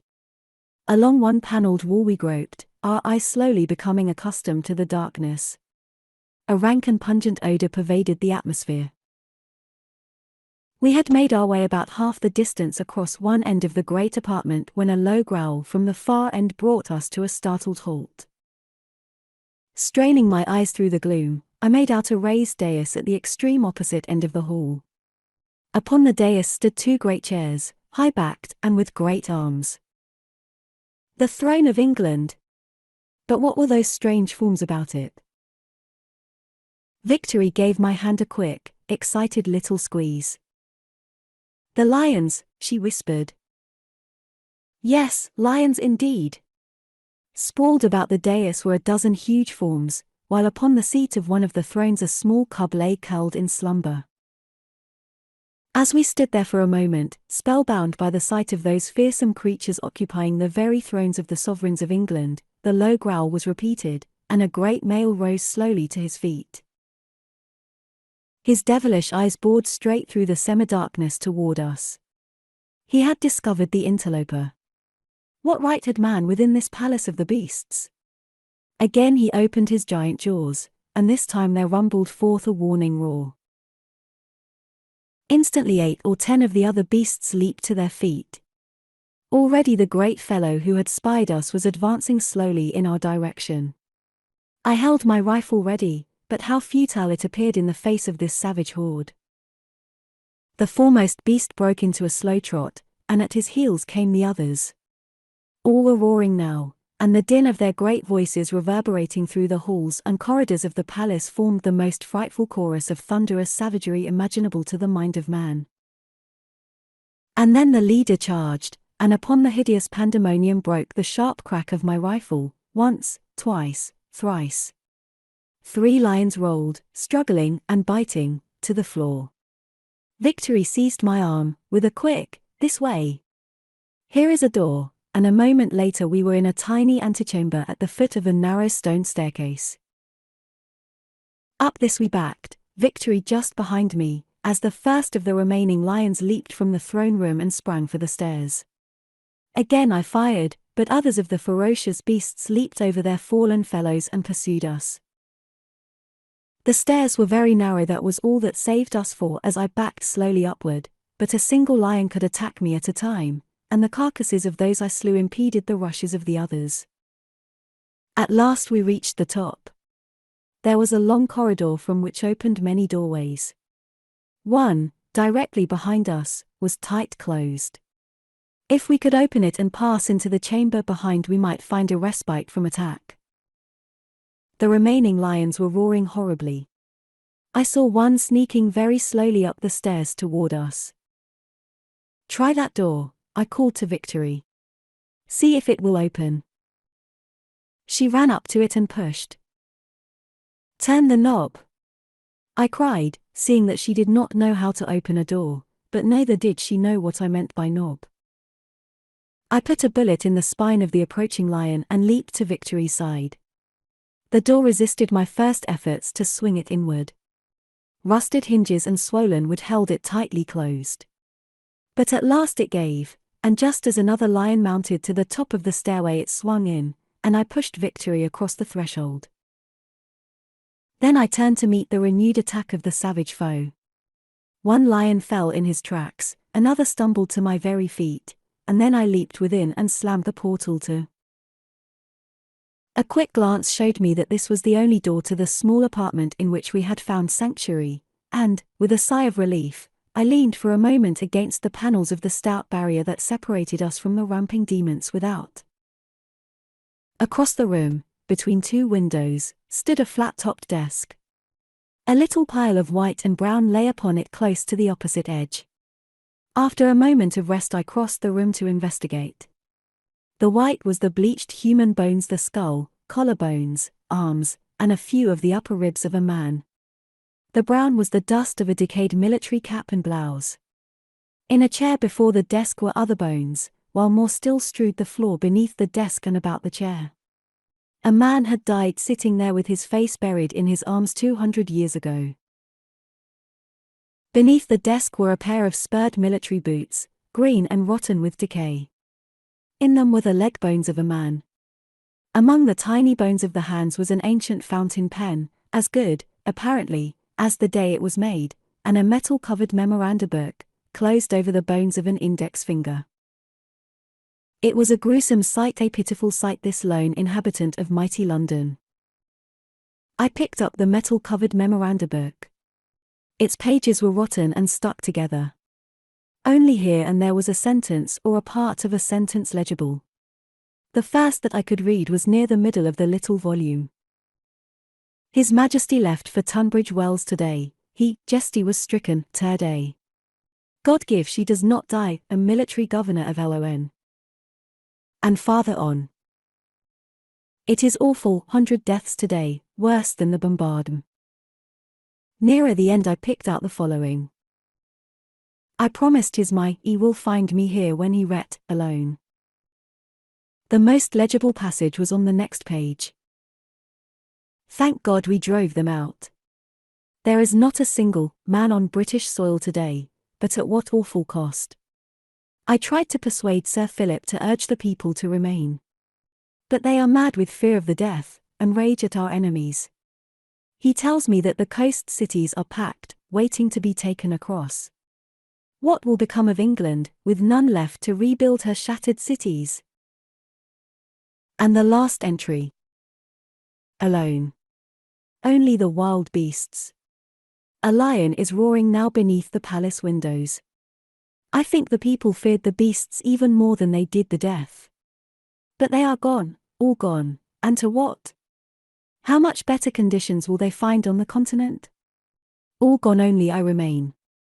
I promised His Majesty, and when he returns he will find that I was true to my trust, for I shall be awaiting him. God save the King! That was all. This brave and forever nameless officer died nobly at his post, true to his country and his king. It was the death, no doubt, that took him. Some of the entries had been dated. From the few legible letters and figures which remained I judged the end came sometime in August, 1937, but of that I am not at all certain. The diary has cleared up at least one mystery that had puzzled me not a little, and now I am surprised that I had not guessed its solution myself: the presence of African and Asiatic beasts in England. Acclimated by years of confinement in the zoological gardens, they were fitted to resume in England the wild existence for which nature had intended them, and once free, had evidently bred prolifically, in marked contrast to the captive exotics of 20th century Pan America, which had gradually become fewer until extinction occurred sometime during the 21st century. The palace, if such it was, lay not far from the banks of the Thames. The room in which we were imprisoned overlooked the river, and I determined to attempt to escape in this direction. To descend through the palace was out of the question, but outside we could discover no lions. The stems of the ivy which clambered upward past the window of the room were as large around as my arm. I knew that they would support our weight, and as we could gain nothing by remaining longer in the palace, I decided to descend by way of the ivy and follow along down the river in the direction of the launch. Naturally I was much handicapped by the presence of the girl. But I could not abandon her, though I had no idea what I should do with her after rejoining my companions. That she would prove a burden and an embarrassment I was certain, but she had made it equally plain to me that she would never return to her people to mate with Buckingham. I owed my life to her, and, all other considerations aside, that was sufficient demand upon my gratitude and my honor to necessitate my suffering every inconvenience in her service. 2. She was Queen of England. But, by far the most potent argument in her favor, she was a woman in distress and a young and very beautiful one. And so, though I wished 1,000 times that she was back in her camp, I never let her guess it, but did all that lay within my power to serve and protect her. I thank God now that I did so. With the lion still padding back and forth beyond the closed door, Victory and I crossed the room to one of the windows. I had outlined my plan to her, and she had assured me that she could descend the ivy without assistance.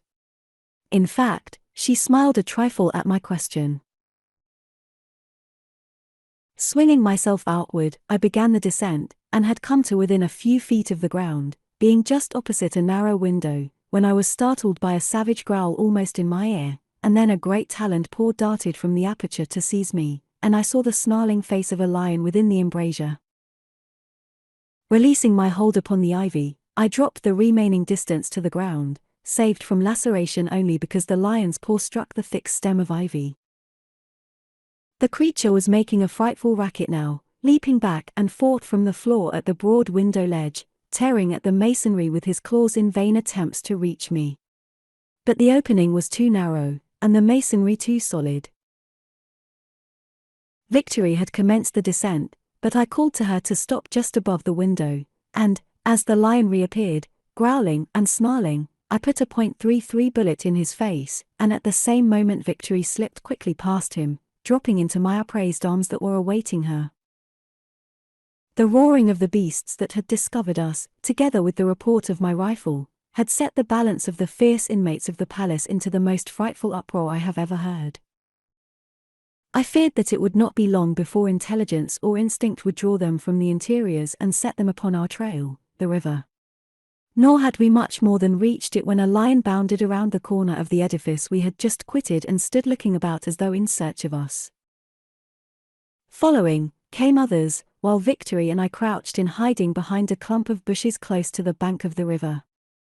The beasts sniffed about the ground for a while, but they did not chance to go near the spot where we had stood beneath the window that had given us escape.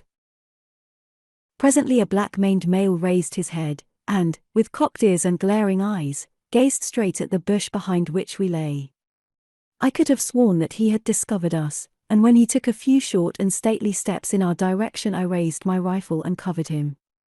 But, after a long, tense moment he looked away, and turned to glare in another direction. I breathed a sigh of relief, and so did Victory. I could feel her body quiver as she lay pressed close to me, our cheeks almost touching as we both peered through the same small opening in the foliage. I turned to give her a reassuring smile as the lion indicated that he had not seen us, and as I did so she, too, turned her face toward mine, for the same purpose, doubtless. Anyway, as our heads turned simultaneously, our lips brushed together. A startled expression came into Victory's eyes as she drew back in evident confusion. As for me, the strangest sensation that I have ever experienced claimed me for an instant. A peculiar, tingling thrill ran through my veins, and my head swam. I could not account for it. Naturally, being a naval officer and consequently in the best society of the Federation, I have seen much of women. With others, I have laughed at the assertions of the savants that modern man is a cold and passionless creation in comparison with the males of former ages, in a word, that love, as the one grand passion, had ceased to exist. I do not know, now, but that they were more nearly right than we have guessed, at least in so far as modern civilized woman is concerned. I have kissed many women young and beautiful and middle-aged and old, and many that I had no business kissing, but never before had I experienced that remarkable and altogether delightful thrill that followed the accidental brushing of my lips against the lips of Victory. The occurrence interested me, and I was tempted to experiment further. But when I would have essayed it, another new and entirely unaccountable force restrained me. For the first time in my life I felt embarrassment in the presence of a woman. What further might have developed I cannot say, for at that moment a perfect she-devil of a lioness, with keener eyes than her lord and master, discovered us. She came trotting toward our place of concealment, growling and baring her yellow fangs. I waited for an instant, hoping that I might be mistaken, and that she would turn off in some other direction. But no, she increased her trot to a gallop, and then I fired at her, but the bullet, though it struck her full in the breast, didn't stop her. Screaming with pain and rage, the creature fairly flew toward us. Behind her came other lions. Our case looked hopeless. We were upon the brink of the river. There seemed no avenue of escape, and I knew that even my modern automatic rifle was inadequate in the face of so many of these fierce beasts. To remain where we were would have been suicidal. We were both standing now, Victory keeping her place bravely at my side, when I reached the only decision open to me. Seizing the girl's hand, I turned, just as the lioness crashed into the opposite side of the bushes, and, dragging Victory after me, leaped over the edge of the bank into the river. I did not know that lions are not fond of water, nor did I know if Victory could swim, but death, immediate and terrible, stared us in the face if we remained, and so I took the chance. At this point the current ran close to the shore, so that we were immediately in deep water, and, to my intense satisfaction, Victory struck out with a strong, overhand stroke and set all my fears on her account at rest. But my relief was short-lived. That lioness, as I have said before, was a veritable devil. She stood for a moment glaring at us, then like a shot she sprang into the river and swam swiftly after us. Victory was a length ahead of me. "Swim for the other shore," I called to her. I was much impeded by my rifle, having to swim with one hand while I clung to my precious weapon with the other. The girl had seen the lioness take to the water, and she had also seen that I was swimming much more slowly than she, and what did she do? She started to drop back to my side. "Go on," I cried. "Make for the other shore, and then follow down until you find my friends.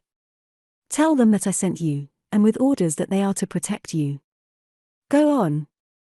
Go on." But she only waited until we were again swimming side by side, and I saw that she had drawn her long knife, and was holding it between her teeth. "Do as I tell you," I said to her sharply, but she shook her head.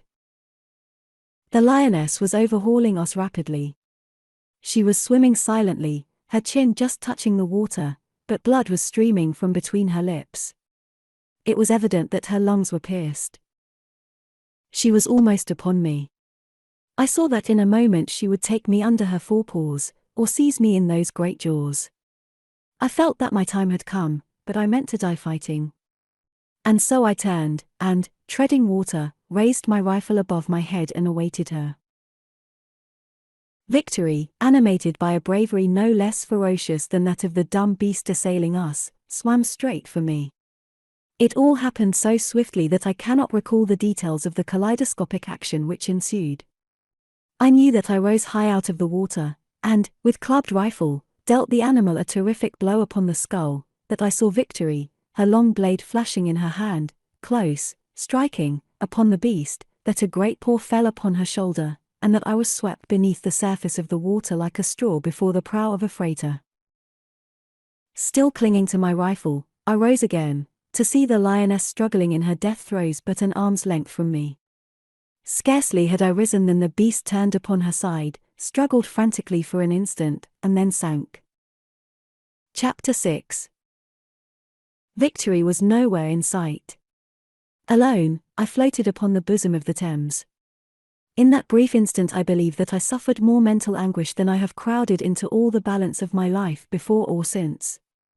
A few hours before, I had been wishing that I might be rid of her, and now that she was gone I would have given my life to have her back again. Wearily I turned to swim about the spot where she had disappeared, hoping that she might rise once at least, and I would be given the opportunity to save her, and, as I turned, the water boiled before my face and her head shot up before me. I was on the point of striking out to seize her, when a happy smile illumined her features. "You are not dead," she cried. "I have been searching the bottom for you. I was sure that the blow she gave you must have disabled you," and she glanced about for the lioness. "She has gone?" she asked. "Dead," I replied. "The blow you struck her with the thing you call rifle stunned her," she explained, and then I swam in close enough to get my knife into her heart. "Ah, Such a girl! I could not but wonder what one of our own Pan-American women would have done under like circumstances. But then, of course, they have not been trained by stern necessity to cope with the emergencies and dangers of savage primeval life. Along the bank we had just quitted, a score of lions paced to and fro, growling menacingly. We could not return, and we struck out for the opposite shore. I am a strong swimmer, and had no doubt as to my ability to cross the river, but I was not so sure about Victory, so I swam close behind her, to be ready to give her assistance should she need it. She did not, however, reaching the opposite bank as fresh, apparently, as when she entered the water. Victory is a wonder. Each day that we were together brought new proofs of it. Nor was it her courage or vitality only which amazed me. She had a head on those shapely shoulders of hers, and dignity. My, but she could be regal when she chose.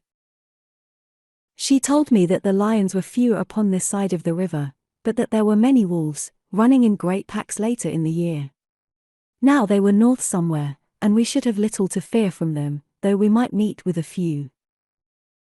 My first concern was to take my weapons apart and dry them, which was rather difficult in the face of the fact that every rag about me was drenched. But finally, thanks to the sun and much rubbing, I succeeded, though I had no oil to lubricate them. We ate some wild berries and roots that Victory found, and then we set off again down the river, keeping an eye open for game on one side and the launch on the other, for I thought that Delcarte, who would be the natural leader during my absence, might run up the Thames in search of me. The balance of that day we sought in vain for game or for the launch, and when night came we lay down, our stomachs empty, to sleep beneath the stars. We were entirely unprotected from attack from wild beasts, and for this reason I remained awake most of the night, on guard. But nothing approached us, though I could hear the lions roaring across the river, and once I thought I heard the howl of a beast north of us. It might have been a wolf. Altogether, it was a most unpleasant night, and I determined then that if we were forced to sleep out again that I should provide some sort of shelter which would protect us from attack while we slept. Toward morning I dozed, and the sun was well up when Victory aroused me by gently shaking my shoulder. "Antelope," she whispered in my ear, and, as I raised my head, she pointed upriver.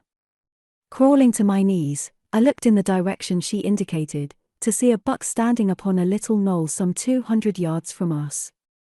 There was good cover between the animal and me, and so, though I might have hit him at 200 yards, I preferred to crawl closer to him and make sure of the meat we both so craved.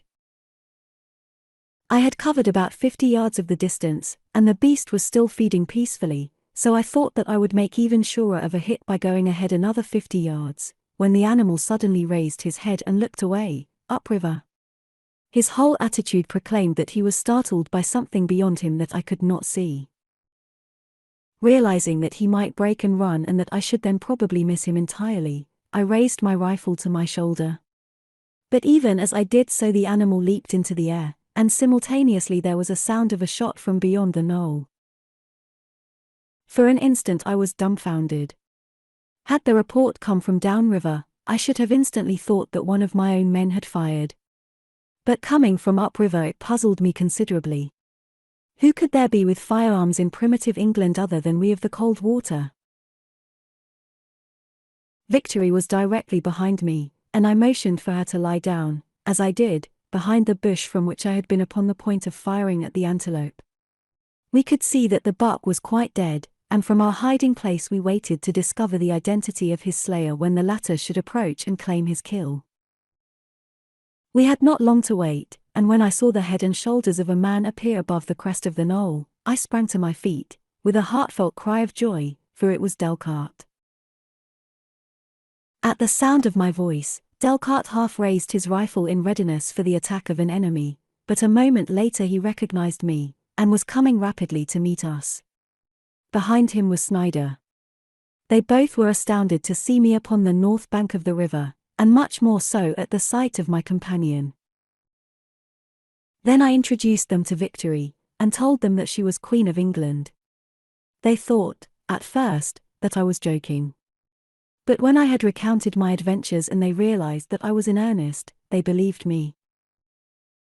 They told me that they had followed me inshore when I had not returned from the hunt, that they had met the men of the elephant country, and had had a short and one-sided battle with the fellows.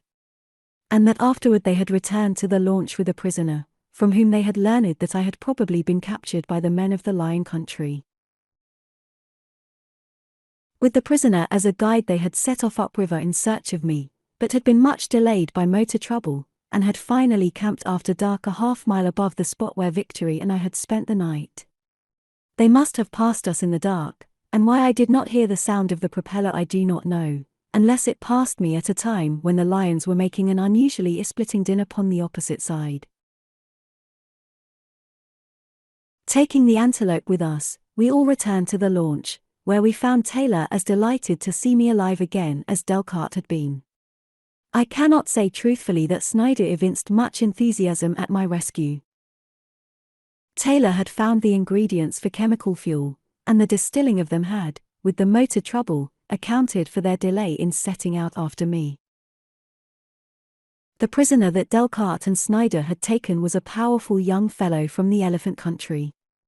Notwithstanding the fact that they had all assured him to the contrary, he still could not believe that we would not kill him.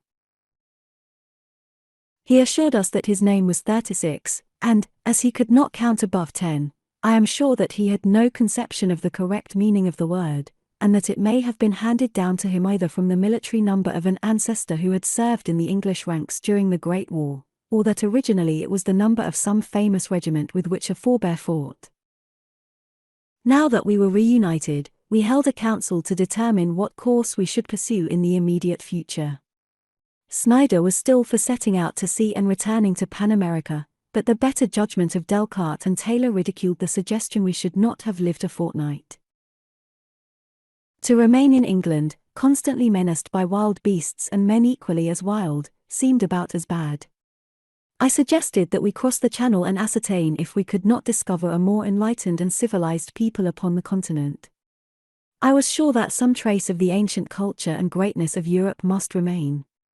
Germany, probably, would be much as it was during the 20th century, for, in common with most Pan-Americans, I was positive that Germany had been victorious in the Great War. Snider demurred at the suggestion. He said that it was bad enough to have come this far. He did not want to make it worse by going to the continent. The outcome of it was that I finally lost my patience, and told him that from then on he would do what I thought best, that I proposed to assume command of the party, and that they might all consider themselves under my orders, as much so as though we were still aboard the Coldwater and in Pan-American waters. Delcarte and Taylor immediately assured me that they had not for an instant assumed anything different, and that they were as ready to follow and obey me here as they would be upon the other side of 30. Snider said nothing, but he wore a sullen scowl. And I wished then, as I had before, and as I did to a much greater extent later, that fate had not decreed that he should have chanced to be a member of the launch party upon that memorable day when last we quitted the Coldwater. Victory, who was given a voice in our councils, was all for going to the continent, or anywhere else, in fact, where she might see new sights and experience new adventures. Afterward we can come back to Grubritin, she said, and if Buckingham is not dead and we can catch him away from his men and kill him, then I can return to my people, and we can all live in peace and happiness. She spoke of killing Buckingham with no greater concern than one might evince in the contemplated destruction of a sheep, yet she was neither cruel nor vindictive. In fact, Victory is a very sweet and womanly woman. But human life is of small account beyond 30, a legacy from the bloody days when thousands of men perished in the trenches between the rising and the setting of a sun, when they laid them lengthwise in these same trenches and sprinkled dirt over them, when the Germans corded their corpses like wood and set fire to them, when women and children and old men were butchered, and great passenger ships were torpedoed without warning. 36, finally assured that we did not intend slaying him, was as keen to accompany us as was Victory. The crossing to the continent was uneventful, its monotony being relieved, however, by the childish delight of Victory and 36 in the novel experience of riding safely upon the bosom of the water, and of being so far from land. With the possible exception of Snider, the little party appeared in the best of spirits, laughing and joking, or interestedly discussing the possibilities which the future held for us, what we should find upon the continent, and whether the inhabitants would be civilized or barbarian peoples. Victory asked me to explain the difference between the two, and when I had tried to do so as clearly as possible, she broke into a gay little laugh. "Oh," she cried, "then I am a barbarian." I could not but laugh, too, as I admitted that she was, indeed, a barbarian. She was not offended, taking the matter as a huge joke. But some time thereafter she sat in silence, apparently deep in thought. Finally she looked up at me, her strong white teeth gleaming behind her smiling lips. "Should you take that thing you call razor," she said, "and cut the hair from the face of 36, and exchange garments with him, you would be the barbarian and 36 the civilized man. There is no other difference between you, except your weapons. Clothe you in a wolf skin, give you a knife and a spear, and set you down in the woods of Grubberton, of what service would your civilization be to you?" Delcarte and Taylor smiled at her reply, but 36 and Snider laughed uproariously. I was not surprised at 36, but I thought that Snider laughed louder than the occasion warranted. As a matter of fact, Snider, it seemed to me, was taking advantage of every opportunity, however slight, to show insubordination, and I determined then that at the first real breach of discipline I should take action that would remind Snider, ever after, that I was still his commanding officer. I could not help but notice that his eyes were much upon Victory, and I did not like it, for I knew the type of man he was. But as it would not be necessary ever to leave the girl alone with him, I felt no apprehension for her safety. After the incident of the discussion of barbarians, I thought that Victory's manner toward me changed perceptibly. She held aloof from me, and when Snider took his turn at the wheel, sat beside him, upon the pretext that she wished to learn how to steer the launch. I wondered if she had guessed the man's antipathy for me, and was seeking his company solely for the purpose of piquing me. Snider was, too, taking full advantage of his opportunity. Often he leaned toward the girl to whisper in her ear, and he laughed much, which was unusual with Snider. Of course, it was nothing at all to me, yet, for some unaccountable reason, the sight of the two of them sitting there so close to one another and seeming to be enjoying each other's society to such a degree irritated me tremendously, and put me in such a bad humor that I took no pleasure whatsoever in the last few hours of the crossing. We aimed to land near the site of ancient Ostend.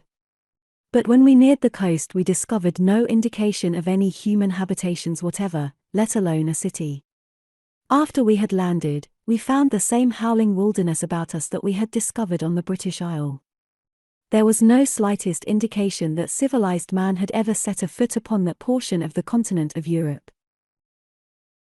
Although I had feared as much, since our experience in England, I could not but own to a feeling of marked disappointment, and to the gravest fears of the future, which induced a mental depression that was in no way dissipated by the continued familiarity between Victory and Snider. I was angry with myself that I permitted that matter to affect me as it had. I did not wish to admit to myself that I was angry with this uncultured little savage, that it made the slightest difference to me what she did or what she did not do, or that I could so lower myself as to feel personal enmity towards a common sailor. And yet, to be honest, I was doing both. Finding nothing to detain us about the spot where Ostend once had stood, we set out up the coast in search of the mouth of the River Rhine, which I purposed ascending in search of civilized man. It was my intention to explore the Rhine as far up as the launch would take us. If we found no civilization there we would return to the North Sea, continue up the coast to the Elbe, and follow that river and the canals of Berlin. Here, at least, I was sure that we should find what we sought and, if not, then all Europe had reverted to barbarism. The weather remained fine, and we made excellent progress, but everywhere along the Rhine we met with the same disappointment: no sign of civilized man, in fact, no sign of man at all. I was not enjoying the exploration of modern Europe as I had anticipated. I was unhappy. Victory seemed changed, too. I had enjoyed her company at first, but since the trip across the Channel I had held aloof from her. Her chin was in the air most of the time, and yet I rather think that she regretted her friendliness with Snider, for I noticed that she avoided him entirely. He, on the contrary, emboldened by her former friendliness, sought every opportunity to be near her. I should have liked nothing better than a reasonably good excuse to punch his head, yet, paradoxically, I was ashamed of myself for harboring him any ill will. I realized that there was something the matter with me, but I did not know what it was. Matters remained thus for several days, and we continued our journey up the Rhine. At Cologne, I had hoped to find some reassuring indications, but there was no Cologne. And as there had been no other cities along the river up to that point, the devastation was infinitely greater than time alone could have wrought. Great guns, bombs, and mines must have leveled every building that man had raised, and then nature, unhindered, had covered the ghastly evidence of human depravity with her beauteous mantle of verdure. Splendid trees reared their stately tops where splendid cathedrals once had reared their domes, and sweet wild flowers blossomed in simple serenity in soil that once was drenched with human blood. Nature had reclaimed what man had once stolen from her and defiled. A herd of zebras grazed where once the German Kaiser may have reviewed his troops. An antelope rested peacefully in a bed of daisies where, perhaps, 200 years ago a big gun belched its terror-laden messages of death, of hate, of destruction against the works of man and God alike. We were in need of fresh meat, yet I hesitated to shatter the quiet and peaceful serenity of the view with the crack of a rifle and the death of one of those beautiful creatures before us. But it had to be done, we must eat. I left the work to Delcarte, however, and in a moment we had 2 antelope and the landscape to ourselves. After eating, we boarded the launch and continued up the river. For 2 days we passed through a primeval wilderness. In the afternoon of the second day we landed upon the west bank of the river, and, leaving Snider and 36 to guard Victory and the launch, Delcarte, Taylor, and I set out after game. We tramped away from the river for upwards of an hour before discovering anything, and then only a small red deer, which Taylor brought down with a neat shot of 200 yards. It was getting too late to proceed farther, so we rigged a sling, and the 2 men carried the deer back toward the launch while I walked 100 yards ahead, in the hope of bagging something further for our larder. We had covered about half the distance to the river, when I suddenly came face to face with a man. He was as primitive and uncouth in appearance as the Grabratins, a shaggy, unkempt savage, clothed in a shirt of skin cured with the head on, the latter surmounting his own head to form a bonnet, and giving to him a most fearful and ferocious aspect. The fellow was armed with a long spear and a club, the latter dangling down his back from a leathern thong about his neck. His feet were encased in hide sandals. At sight of me, he halted for an instant, then turned and dove into the forest, and, though I called reassuringly to him in English, he did not return, nor did I again see him. The sight of the wild man raised my hopes once more that elsewhere we might find men in a higher state of civilization. It was the society of civilized man that I craved, and so, with a lighter heart, I continued on toward the river and the launch. I was still some distance ahead of Delcarte and Taylor, when I came in sight of the Rhine again. But I came to the water's edge before I noticed that anything was amiss with the party we had left there a few hours before. My first intimation of disaster was the absence of the launch from its former moorings. And then, a moment later, I discovered the body of a man lying upon the bank. Running toward it, I saw that it was 36, and as I stopped and raised the Grabratin's head in my arms, I heard a faint moan break from his lips. He was not dead, but that he was badly injured was all too evident. Delcarte and Taylor came up a moment later, and the 3 of us worked over the fellow, hoping to revive him that he might tell us what had happened, and what had become of the others. My first thought was prompted by the sight I had recently had of the savage native. The little party had evidently been surprised, and in the attack 36 had been wounded and the others taken prisoners. The thought was almost like a physical blow in the face. It stunned me. Victory in the hands of these abysmal brutes. It was frightful. I almost shook poor 36 in my efforts to revive him. I explained my theory to the others, and then Delcarte shattered it by a single movement of the hand. He drew aside the lion's skin that covered half of the Grabritin's breast, revealing a neat, round hole in 36's chest, a hole that could have been made by no other weapon than a rifle. "Snider!" I exclaimed. Delcarte nodded. At about the same time the eyelids of the wounded man fluttered, and raised. He looked up at us, and very slowly the light of consciousness returned to his eyes. "What happened, 36?" I asked him. He tried to reply, but the effort caused him to cough, bringing about a hemorrhage of the lungs, and again he fell back exhausted. For several long minutes he lay as one dead, then in an almost inaudible whisper he spoke. "Snider." He paused, tried to speak again, raised a hand, and pointed downriver. They went back, and then he shuddered convulsively and died. None of us voiced his belief. But I think they were all alike. Victory and Snider had stolen the launch, and deserted us. Chapter 7. We stood there, grouped about the body of the dead Grabritin, looking futilely down the river to where it made an abrupt curve to the west, a quarter of a mile below us, and was lost to sight, as though we expected to see the Truant returning to us with our precious launch, the thing that meant life or death to us in this unfriendly, savage world. I felt, rather than saw, Taylor turn his eyes slowly toward my profile, and, as mine swung to meet them, the expression upon his face recalled me to my duty and responsibility as an officer. The utter hopelessness that was reflected in his face must have been the counterpart of what I myself felt, but in that brief instant I determined to hide my own misgivings that I might bolster up the courage of the others. "We are lost," was written as plainly upon Taylor's face as though his features were the printed words upon an open book. He was thinking of the launch, and of the launch alone. Was I? I tried to think that I was.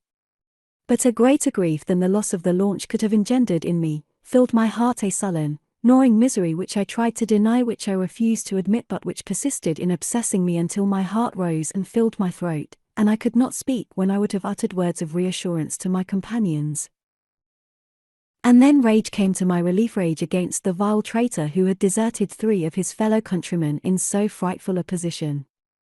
I tried to feel an equal rage against the woman, but somehow I could not, and kept searching for excuses for her youth, her inexperience, her savagery. My rising anger swept away my temporary helplessness. I smiled, and told Taylor not to look so glum.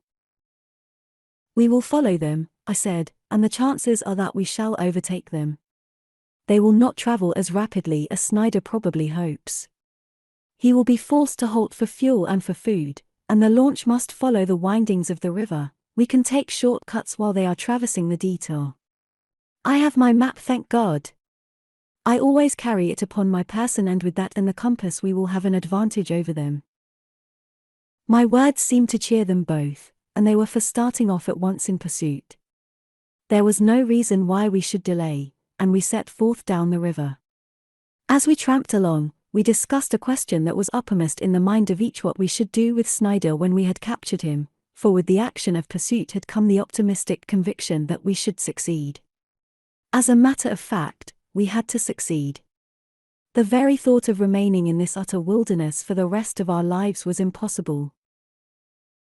We arrived at nothing very definite in the matter of Snider's punishment, since Taylor was for shooting him, Delcarte insisting that he should be hanged, while I, although fully conscious of the gravity of his offense, could not bring myself to give the death penalty. I fell to wondering what charm Victory had found in such a man as Snider, and why I insisted upon finding excuses for her and trying to defend her indefensible act. She was nothing to me. Aside from the natural gratitude I felt for her since she had saved my life, I owed her nothing. She was a half-naked little savage, a gentleman, and an officer in the world's greatest navy. There could be no close bonds of interest between us.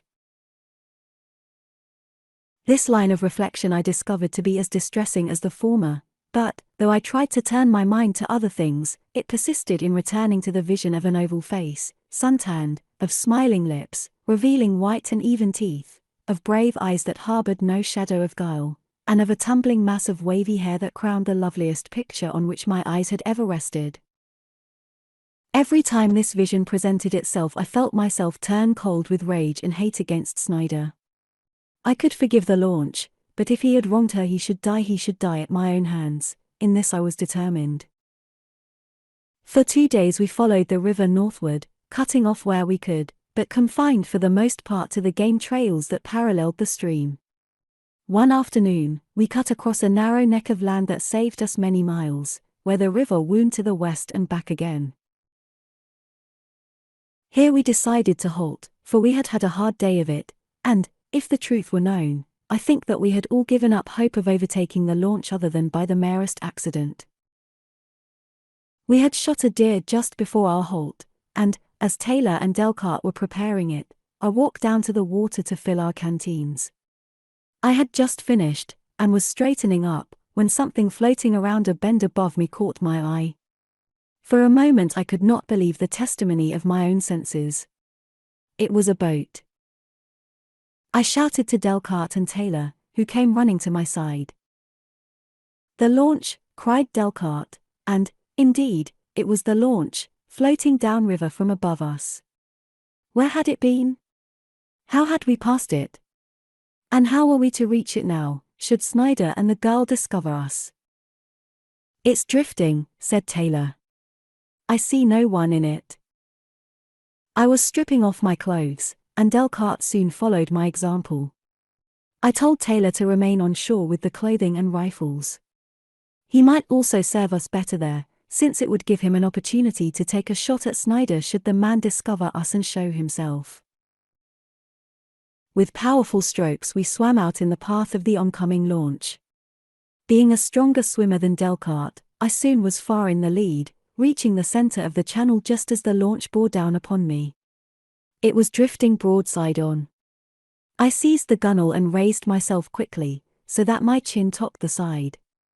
I expected a blow the moment that I came within the view of the occupants, but no blow fell. Snider lay upon his back in the bottom of the boat alone. Even before I had clambered in and stooped above him, I knew that he was dead. Without examining him further, I ran forward to the control board and pressed the starting button. To my relief, the mechanism responded. The launch was uninjured. Coming about, I picked up Delcarte. He was astounded at the sight that met his eyes, and immediately fell to examining Snider's body for signs of life or an explanation of the manner in which he met his death. The fellow had been dead for hours. He was cold and still. But Delcarte's search was not without results, for above Snider's heart was a wound, a slit about an inch in length, such a slit as a sharp knife would make, and in the dead fingers of one hand was clutched a strand of long brown hair. Victory's hair was brown. They say that dead men tell no tales, but Snider told the story of his end as clearly as though the dead lips had parted and poured forth the truth. The beast had attacked the girl, and she had defended her honor. We buried Snider beside the Rhine, and no stone marks his last resting place. Beasts do not require headstones. Then we set out in the launch, turning her nose upstream. When I had told Delcarte and Taylor that I intended searching for the girl, neither had demurred. "We had her wrong in our thoughts," said Delcarte, "and the least that we can do in expiation is to find and rescue her." We called her name aloud every few minutes as we motored up the river, but, though we returned all the way to our former camping place, we did not find her. I then decided to retrace our journey, letting Taylor handle the launch, while Delcarte and I, upon opposite sides of the river, searched for some sign of the spot where Victory had landed. We found nothing until we had reached a point a few miles above the spot where I had first seen the launch drifting down toward us, and there I discovered the remnants of a recent campfire. That Victory carried flint and steel I was aware, and that it was she who built the fire I was positive. But which way had she gone since she stopped here?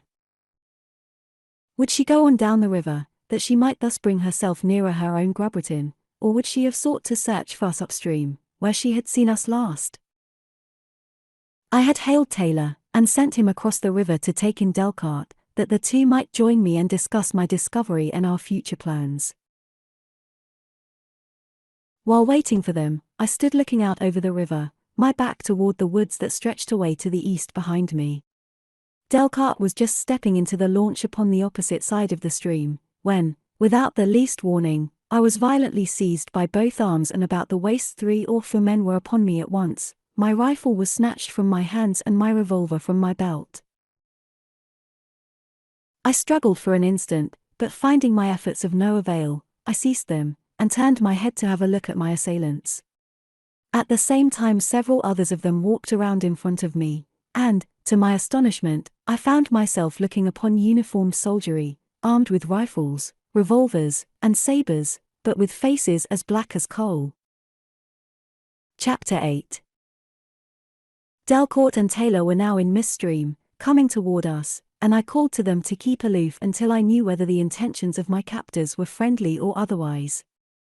My good men wanted to come on and annihilate the blacks.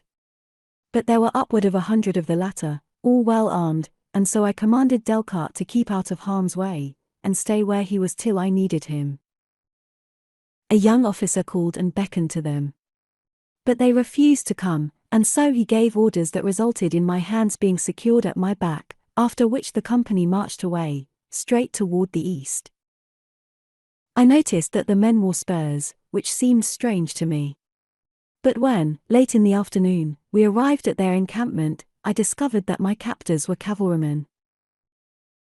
In the center of a plain stood a log fort, with a blockhouse at each of its 4 corners. As we approached, I saw a herd of cavalry horses grazing under guard outside the walls of the post. They were small, stocky horses, but the telltale saddle galls proclaimed their calling. The flag flying from a tall staff inside the palisade was one which I had never before seen nor heard of.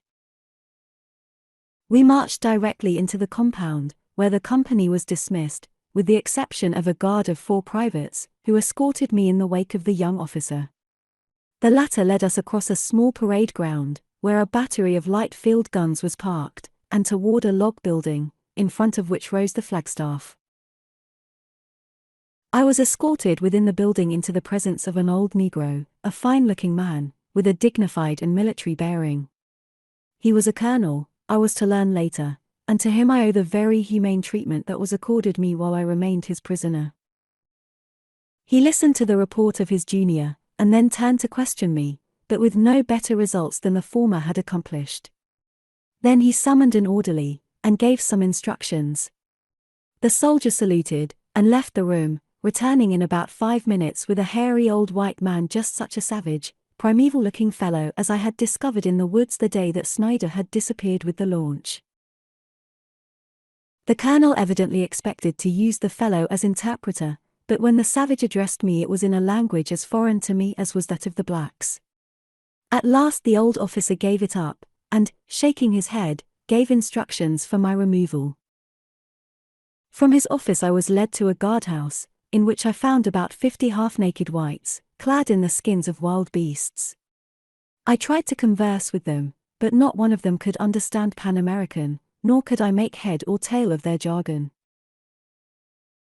For over a month I remained a prisoner there, working from morning until night at odd jobs about the headquarters building of the commanding officer.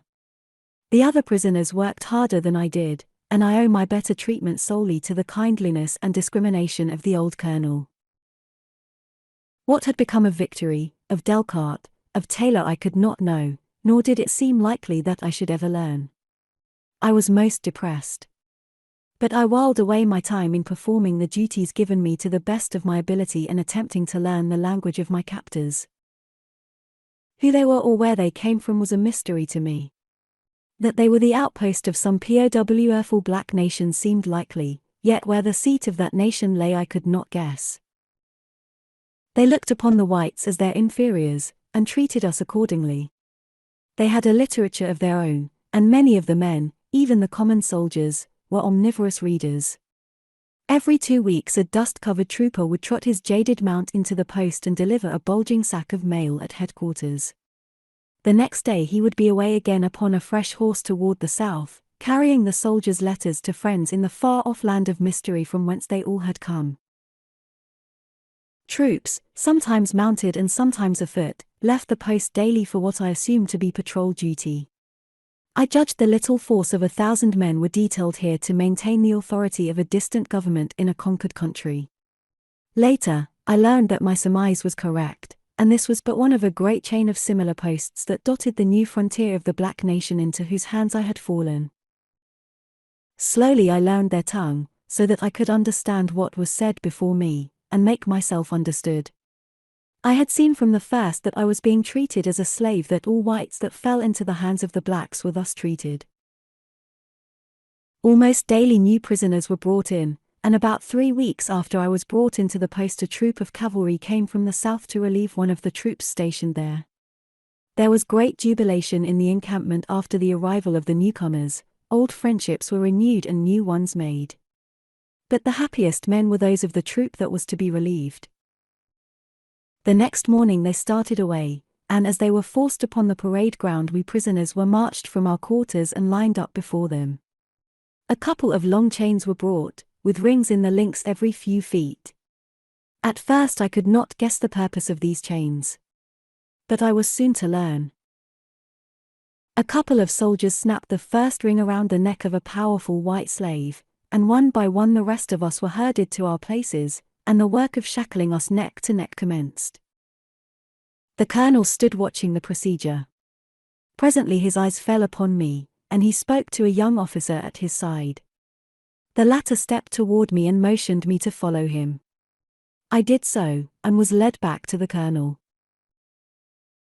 By this time I could understand a few words of their strange language, and when the colonel asked me if I would prefer to remain at the post as his body servant, I signified my willingness as emphatically as possible, for I had seen enough of the brutality of the common soldiers toward their white slaves to have no desire to start out upon a march of unknown length, chained by the neck, and driven on by the great whips that a score of the soldiers carried to accelerate the speed of their charges.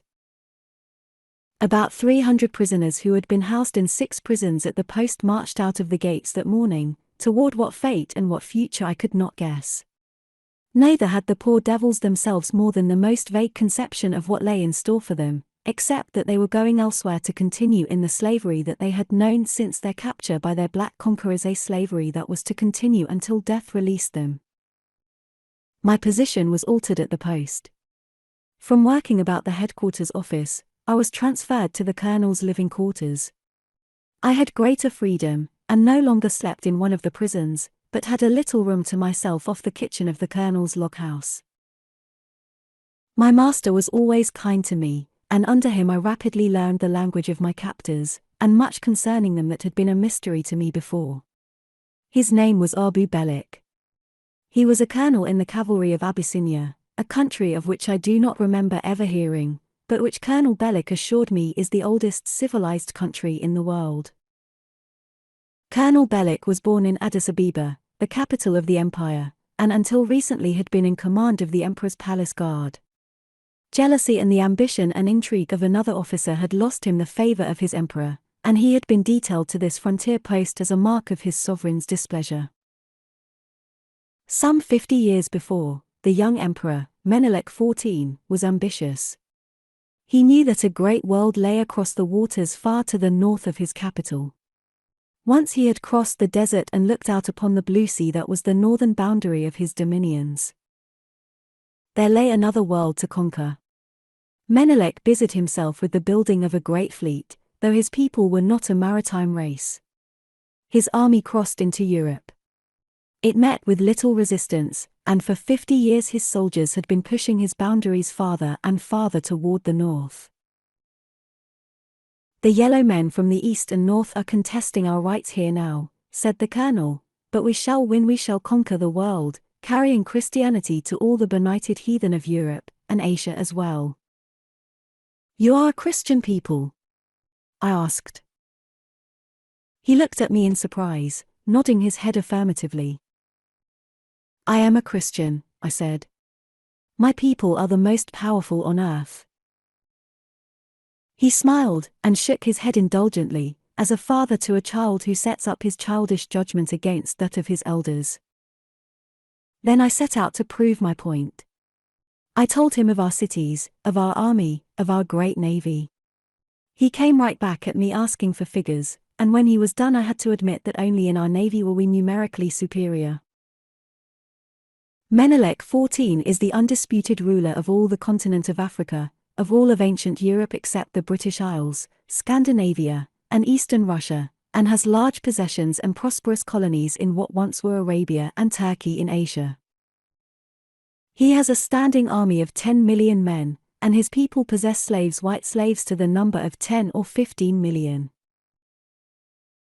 Colonel Bellick was much surprised, however, upon his part to learn of the great nation which lay across the ocean, and when he found that I was a naval officer, he was inclined to accord me even greater consideration than formerly. It was difficult for him to believe my assertion that there were but few blacks in my country, and that these occupied a lower social plane than the whites. Just the reverse is true in Colonel Bellick's land. He considered whites inferior beings, creatures of a lower order, and assuring me that even the few white freemen of Abyssinia were never accorded anything approximating a position of social equality with the blacks. They live in the poorer districts of the cities, in little white colonies, and a black who marries a white is socially ostracized.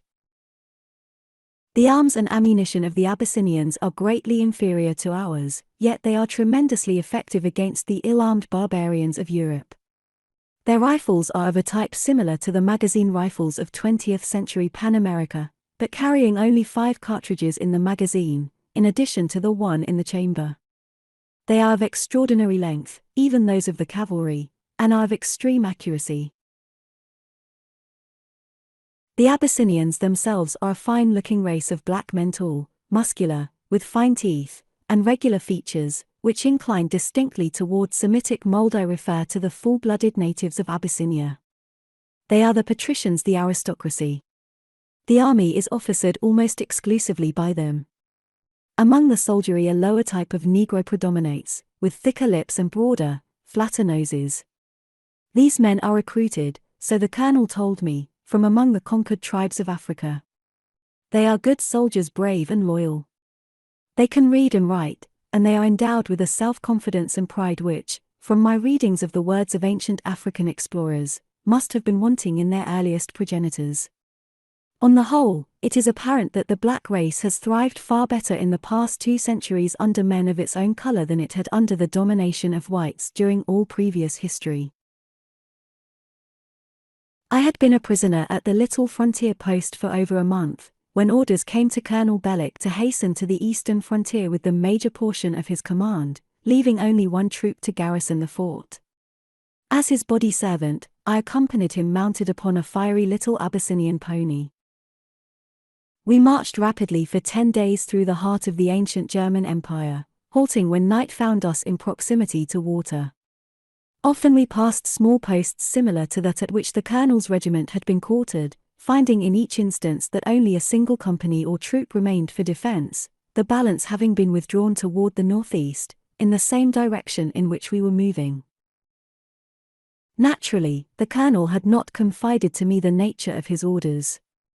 But the rapidity of our march and the fact that all available troops were being hastened toward the northeast assured me that a matter of vital importance to the dominion of Menelik XIV in that part of Europe was threatening or had already broken.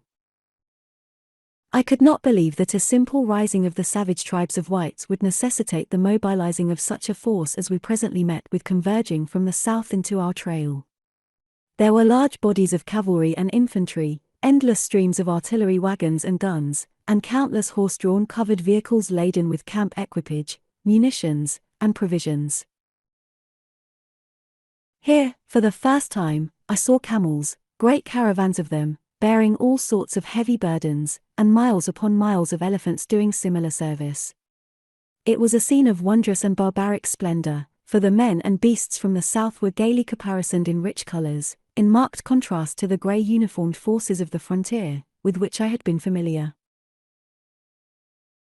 The rumor reached us that Menelik himself was coming, and the pitch of excitement to which this announcement raised the troops was little short of miraculous, at least, to one of my race and nationality whose rulers for centuries had been but ordinary men, holding office at the will of the people for a few brief years. As I witnessed it, I could not but speculate upon the moral effect upon his troops of a sovereign's presence in the midst of battle. All else being equal in war between the troops of a republic and an empire, could not this exhilarated mental state, amounting almost to hysteria on the part of the imperial troops, weigh heavily against the soldiers of a president? I wonder. But if the emperor chanced to be absent? What then? Again I wonder. On the 11th day we reached our destination, a walled frontier city of about 20,000. We passed some lakes, and crossed some old canals before entering the gates. Within, beside the frame buildings, were many built of ancient brick and well-cut stone. These, I was told, were of material taken from the ruins of the ancient city which, once, had stood upon the site of the present town. The name of the town, translated from the Abyssinian, is New Gondar. It stands, I am convinced, upon the ruins of ancient Berlin, the one-time capital of the old German Empire, but except for the old building material used in the new town there is no sign of the former city. The day after we arrived, the town was gaily decorated with flags, streamers, gorgeous rugs, and banners, for the rumor had proved true the emperor was coming. Colonel Bellick had accorded me the greatest liberty, permitting me to go where I pleased, after my few duties had been performed. As a result of his kindness, I spent much time wandering about New Gondar, talking with the inhabitants, and exploring the city of black men.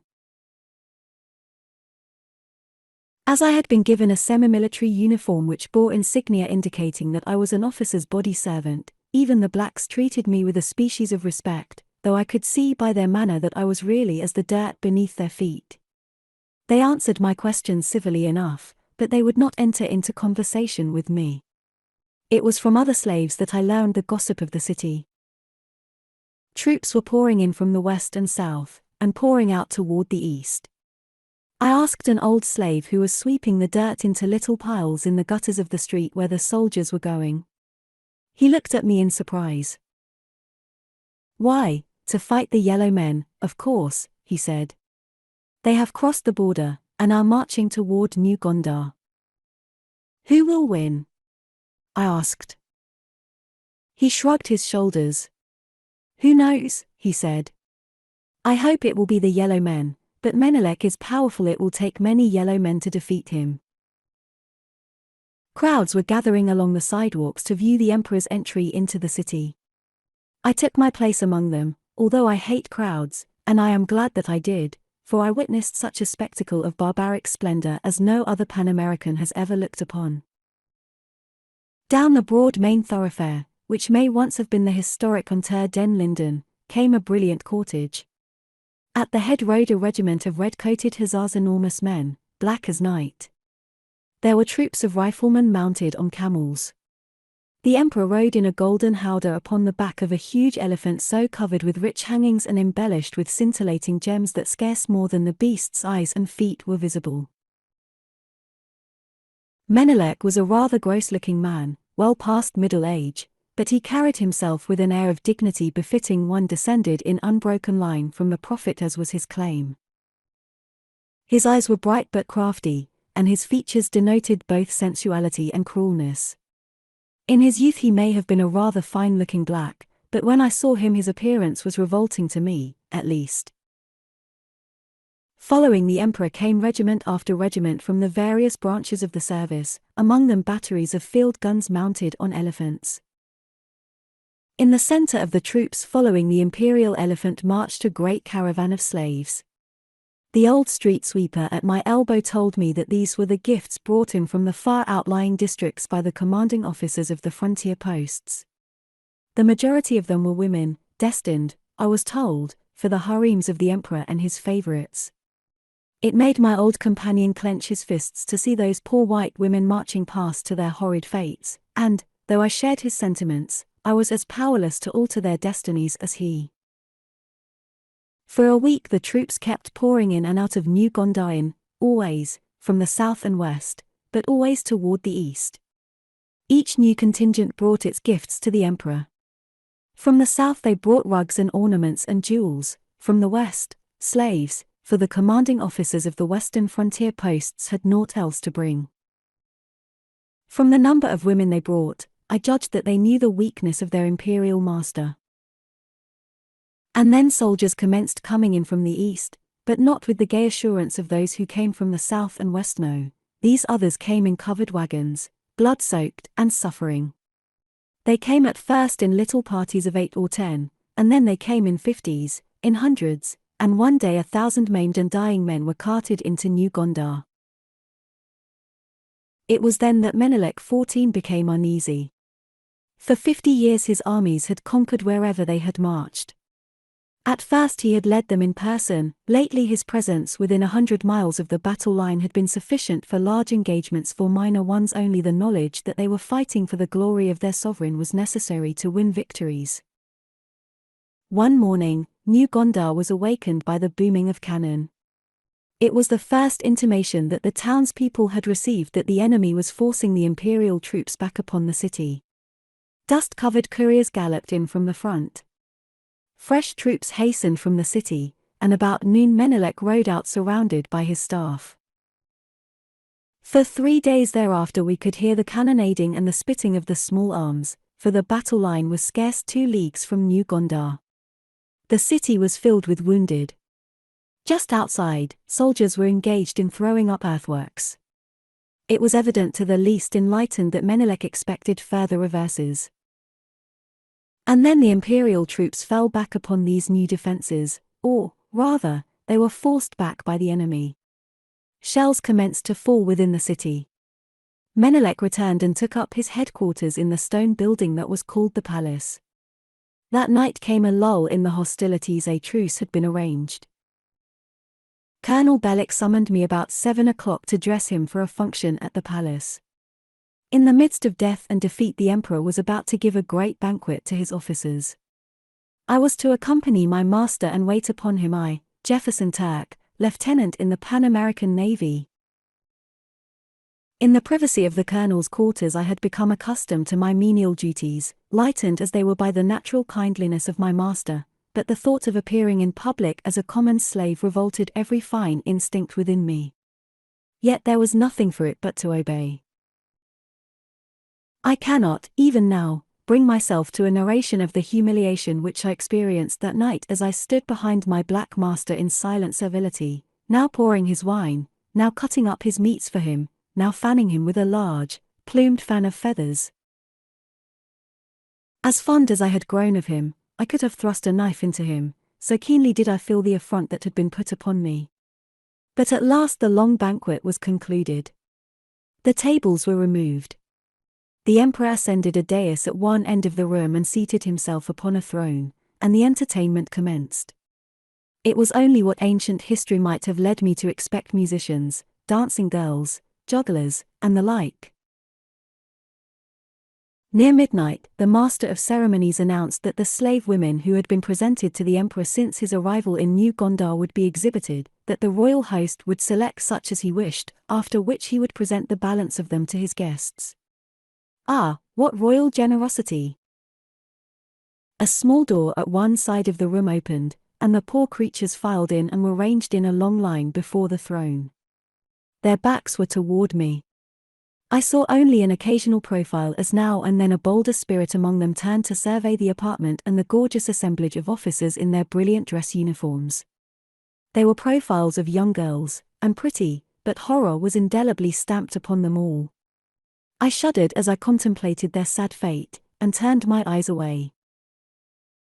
I heard the master of ceremonies command them to prostrate themselves before the emperor, and the sounds as they went upon their knees before him, touching their foreheads to the floor. Then came the official's voice again, in sharp and peremptory command. "Down, slave," he cried. "Make obeisance to your sovereign." I looked up, attracted by the tone of the man's voice, to see a single, straight, slim figure standing erect in the center of the line of prostrate girls, her arms folded across her breast and little chin in the air. Her back was toward me. I could not see her face, though I should like to see the countenance of this savage young lioness, standing there defiant among that herd of terrified sheep. "Down! Down!" shouted the master of ceremonies, taking a step toward her and half drawing his sword. My blood boiled. To stand there, inactive, while a Negro struck down that brave girl of my own race. Instinctively I took a forward step to place myself in the man's path. But at the same instant Menelik raised his hand in a gesture that halted the officer. The emperor seemed interested, but in no way angered at the girl's attitude. "Let us inquire," he said in a smooth, pleasant voice, "why this young woman refuses to do homage to her sovereign," and he put the question himself directly to her. She answered him in Abyssinian, but brokenly and with an accent that betrayed how recently she had acquired her slight knowledge of the tongue. "I go on my knees to no one," she said. "I have no sovereign. I myself am sovereign in my own country." Menelik, at her words, leaned back in his throne and laughed uproariously. Following his example, which seemed always the correct procedure, the assembled guests vied with one another in an effort to laugh more noisily than the emperor. The girl but tilted her chin a bit higher in the air, even her back proclaimed her utter contempt for her captors. Finally Menelik restored quiet by the simple expedient of a frown, whereupon each loyal guest exchanged his mirthful mien for an emulative scowl. "And who," asked Menelik, "are you, and by what name is your country called?" "I am Victory, Queen of Grabritin," replied the girl so quickly and so unexpectedly that I gasped in astonishment. Chapter 9. Victory. She was here, a slave to these black conquerors. Once more I started toward her, but better judgment held me back. I could do nothing to help her other than by stealth. Could I even accomplish aught by this means? I did not know. It seemed beyond the pale of possibility, and yet I should try. "And you will not bend the knee to me," continued Menelik, after she had spoken. Victory shook her head in a most decided negation. "You shall be my first choice, then," said the emperor. "I like your spirit, for the breaking of it will add to my pleasure in you, and never fear but that it shall be broken this very night. Take her to my apartments," and he motioned to an officer at his side. I was surprised to see Victory follow the man off in apparent quiet submission. I tried to follow, that I might be near her against some opportunity to speak with her or assist in her escape.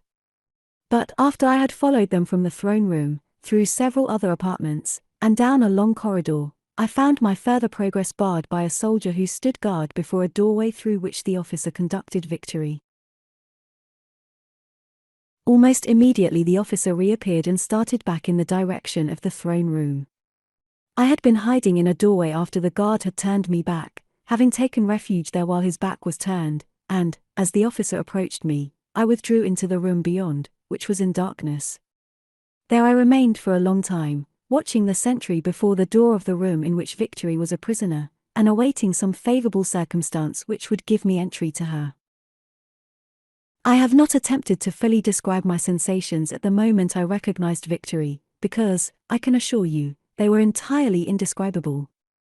I should never have imagined that the sight of any human being could affect me as had this unexpected discovery of Victory in the same room in which I was, while I had thought of her for weeks either as dead, or at best hundreds of miles to the west, and as irretrievably lost to me as though she were, in truth, dead. I was filled with a strange, mad impulse to be near her. It was not enough merely to assist her, or protect her. I desired to touch her, to take her in my arms. I was astounded at myself. Another thing puzzled me. It was my incomprehensible feeling of elation since I had again seen her. With a fate worse than death staring her in the face, and with the knowledge that I should probably die defending her within the hour, I was still happier than I had been for weeks, and all because I had seen again for a few brief minutes the figure of a little heathen maiden. I couldn't account for it, and it angered me. I had never before felt any such sensations in the presence of a woman, and I had made love to some very beautiful ones in my time. It seemed ages that I stood in the shadow of that doorway, in the ill-lit corridor of the palace of Menelik XIV. A sickly gas jet cast a sad pallor upon the black face of the sentry. The fellow seemed rooted to the spot. Evidently he would never leave, or turn his back again. I had been in hiding but a short time when I heard the sound of distant cannon. The truce had ended, and the battle had been resumed. Very shortly thereafter the earth shook to the explosion of a shell within the city, and from time to time thereafter other shells burst at no great distance from the palace. The yellow men were bombarding New Gondar again. Presently officers and slaves commenced to traverse the corridor on matters pertaining to their duties, and then came the emperor, scowling and wrathful. He was followed by a few personal attendants, whom he dismissed at the doorway to his apartments, the same doorway through which Victory had been taken. I chafed to follow him, but the corridor was filled with people. At last they betook themselves to their own apartments, which lay upon either side of the corridor. An officer and a slave entered the very room in which I hid, forcing me to flatten myself to one side in the darkness until they had passed. Then the slave made a light, and I knew that I must find another hiding place. Stepping boldly into the corridor, I saw that it was now empty save for the single sentry before the emperor's door. He glanced up as I emerged from the room, the occupants of which had not seen me. I walked straight toward the soldier, my mind made up in an instant. I tried to simulate an expression of cringing servility, and I must have succeeded, for I entirely threw the man off his guard, so that he permitted me to approach within reach of his rifle before stopping me. Then it was too late for him. Without a word or a warning, I snatched the piece from his grasp, and, at the same time struck him a terrific blow between the eyes with my clenched fist. He staggered back in surprise, too dumbfounded even to cry out, and then I clubbed his rifle and felled him with a single mighty blow. A moment later, I had burst into the room beyond. It was empty. I gazed about, mad with disappointment. 2 doors opened from this to other rooms. I ran to the nearer and listened. Yes, voices were coming from beyond, and one was a woman's, level and cold and filled with scorn. There was no terror in it. It was Victory's. I turned the knob and pushed the door inward just in time to see Menelek seize the girl and drag her toward the far end of the apartment. At the same instant there was a deafening roar just outside the palace. A shell had struck much nearer than any of its predecessors. The noise of it drowned my rapid rush across the room. But in her struggles, Victory turned Menelek about so that he saw me. She was striking him in the face with her clenched fist, and now he was choking her. At sight of me, he gave voice to a roar of anger. "What means this, slave?" he cried. "Out of here! Out of here! Quick, before I kill you!" But for answer I rushed upon him, striking him with the butt of the rifle. He staggered back, dropping Victory to the floor, and then he cried aloud for the guard, and came at me. Again and again I struck him, but his thick skull might have been armor plate, for all the damage I did it. He tried to close with me, seizing the rifle, but I was stronger than he, and, wrenching the weapon from his grasp, tossed it aside and made for his throat with my bare hands. I had not dared fire the weapon for fear that its report would bring the larger guard stationed at the farther end of the corridor. We struggled about the room, striking one another, knocking over furniture, and rolling upon the floor. Menelek was a powerful man, and he was fighting for his life. Continually he kept calling for the guard, until I succeeded in getting a grip upon his throat, but it was too late. His cries had been heard, and suddenly the door burst open, and a score of armed guardsmen rushed into the apartment. Victory seized the rifle from the floor and leaped between me and them. I had the Black Emperor upon his back, and both my hands were at his throat, choking the life from him. The rest happened in the fraction of a second. There was a rending crash above us, then a deafening explosion within the chamber. Smoke and powder fumes filled the room. Half stunned, I rose from the lifeless body of my antagonist just in time to see Victory stagger to her feet and turn toward me. Slowly the smoke cleared to reveal the shattered remnants of the guard. A shell had fallen through the palace roof and exploded just in the rear of the detachment of guardsmen who were coming to the rescue of their emperor. Why neither Victory nor I was struck is a miracle. The room was a wreck. A great, jagged hole was torn in the ceiling, and the wall toward the corridor had been blown entirely out. As I rose, Victory had risen, too, and started toward me. But when she saw that I was uninjured, she stopped, and stood there in the center of the demolished apartment looking at me. Her expression was inscrutable. I could not guess whether she was glad to see me, or not. "Victory!" I cried. "Thank God that you are safe." And I approached her, a greater gladness in my heart than I had felt since the moment that I knew the Coldwater must be swept beyond 30. There was no answering gladness in her eyes. Instead, she stamped her little foot in anger. "Why did it have to be you who saved me?" she exclaimed. "I hate you." "Hate me?" I asked. "Why should you hate me, Victory?" "I do not hate you." What was I about to say? I was very close to her as a great light broke over me. Why had I never realized it before? The truth accounted for a great many hitherto inexplicable moods that had claimed me from time to time since first I had seen Victory. "Why should I hate you?" she repeated. "Because Snider told me that you had promised me to him, but he did not get me. I killed him, as I should like to kill you." "Snider lied!" I cried. And then I seized her and held her in my arms, and made her listen to me, though she struggled and fought like a young lioness. "I love you, Victory. You must know that I love you, that I have always loved you, and that I never could have made so base a promise." She ceased her struggles, just a trifle, but still tried to push me from her. "You called me a barbarian," she said.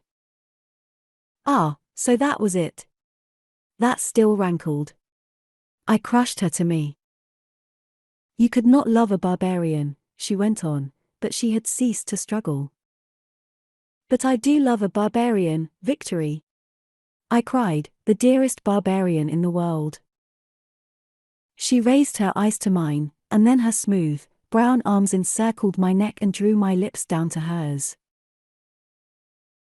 "I love you, I have loved you always," she said, and then she buried her face upon my shoulder and sobbed. "I have been so unhappy," she said, "but I could not die while I thought that you might live." As we stood there, momentarily forgetful of all else than our newfound happiness, the ferocity of the bombardment increased until scarce 30 seconds elapsed between the shells that rained about the palace. To remain long would be to invite certain death.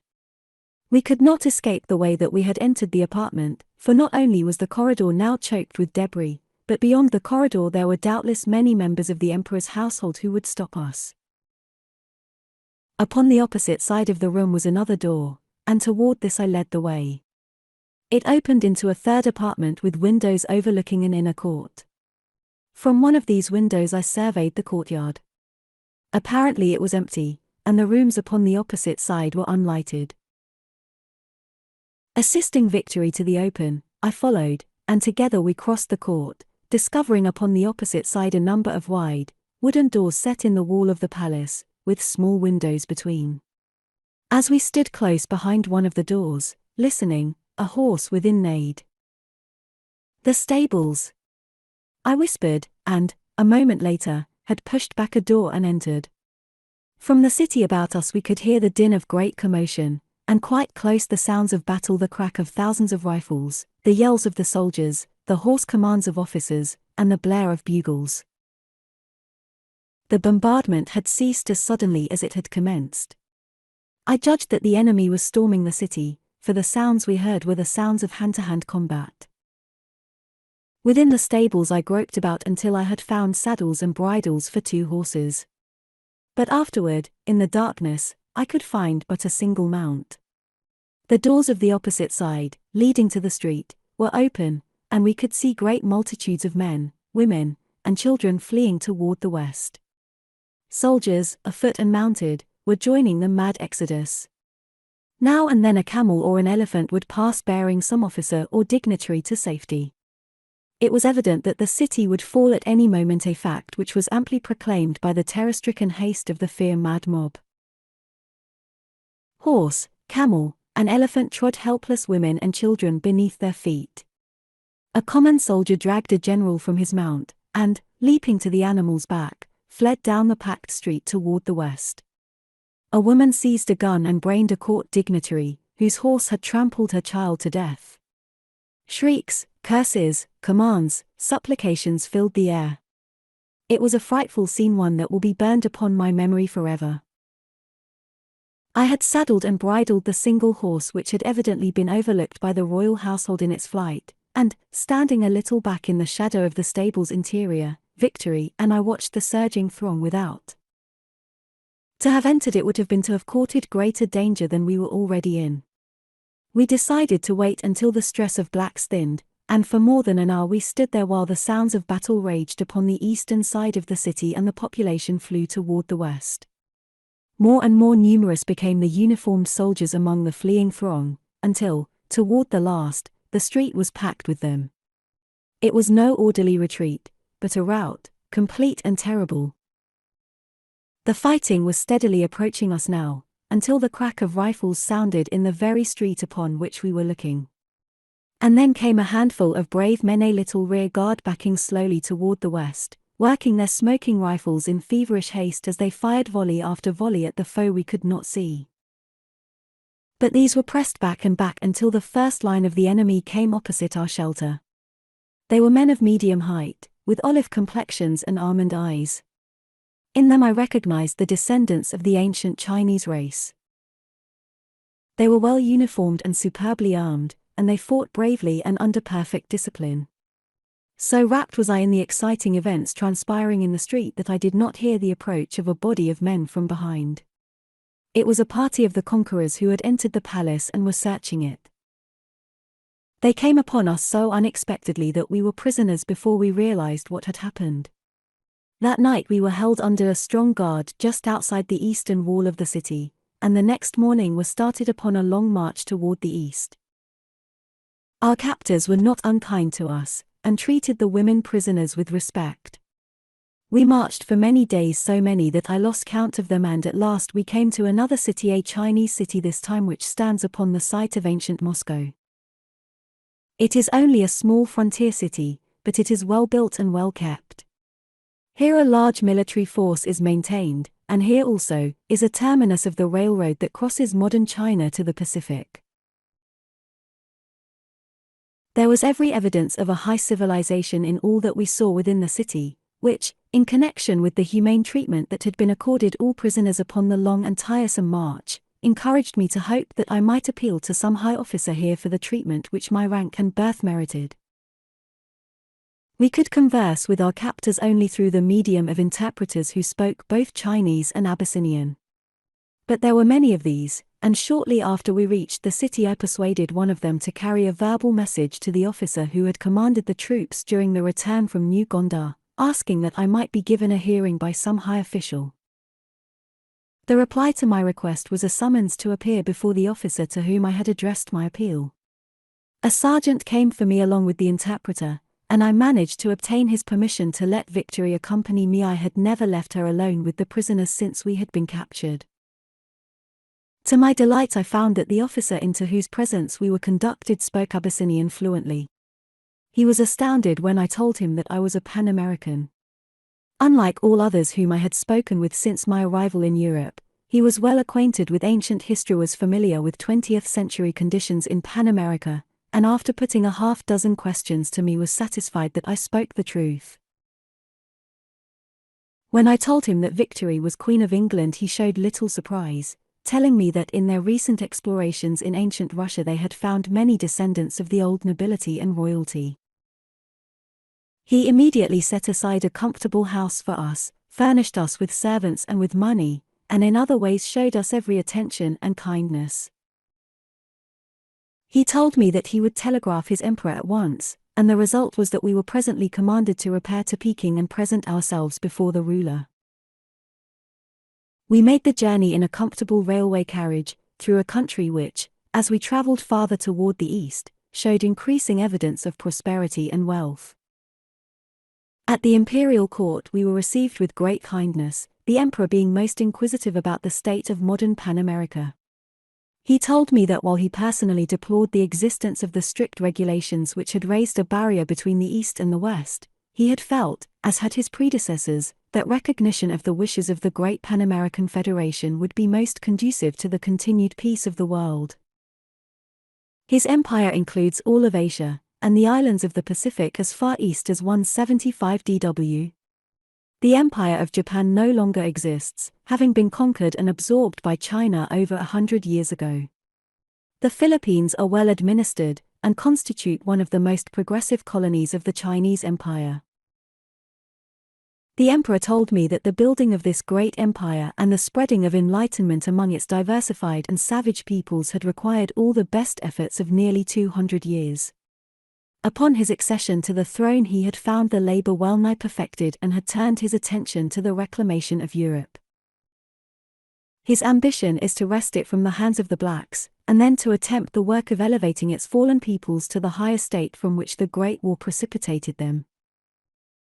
I asked him who was victorious in that war, and he shook his head sadly as he replied, "Pan America, perhaps, and China, with the blacks of Abyssinia," he said. "Those who did not fight were the only ones to reap any of the rewards that are supposed to belong to victory. The combatants reaped naught but annihilation. You have seen better than any man. You must realize that there was no victory for any nation embroiled in that frightful war." "When did it end?" I asked him. Again he shook his head. "It has not ended yet. There has never been a formal peace declared in Europe. After a while there were none left to make peace, and the rude tribes which sprang from the survivors continued to fight among themselves because they knew no better condition of society. War raised the works of man, war and pestilence raised man. God give that there shall never be such another war." You all know how Porfirio Johnson returned to Pan America with John Alvarez in chains, how Alvarez's trial raised a popular demonstration that the government could not ignore. His eloquent appeal not for himself, but for me is historic, as are its results. You know how a fleet was sent across the Atlantic to search for me, how the restrictions against crossing 30 to 175 were removed forever, and how the officers were brought to Peking, arriving upon the very day that Victory and I were married at the imperial court. My return to Pan America was very different from anything I could possibly have imagined a year before. Instead of being received as a traitor to my country, I was acclaimed a hero. It was good to get back again, good to witness the kindly treatment that was accorded my dear Victory, and when I learned that Delcarte and Taylor had been found at the mouth of the Rhine and were already back in Pan America, my joy was unalloyed. And now we are going back, Victory and I, with the men and the munitions and power to reclaim England for her queen. Again I shall cross 30, but under what altered conditions? A new epoch for Europe is inaugurated, with enlightened China on the east and enlightened Pan America on the west, the two great peace powers whom God has preserved to regenerate, chastened and forgiven Europe. I have been through much, I have suffered much, but I have won two great laurel wreaths beyond 30. One is the opportunity to rescue Europe from barbarism, the other is a little barbarian, and the greater of these is victory. The end.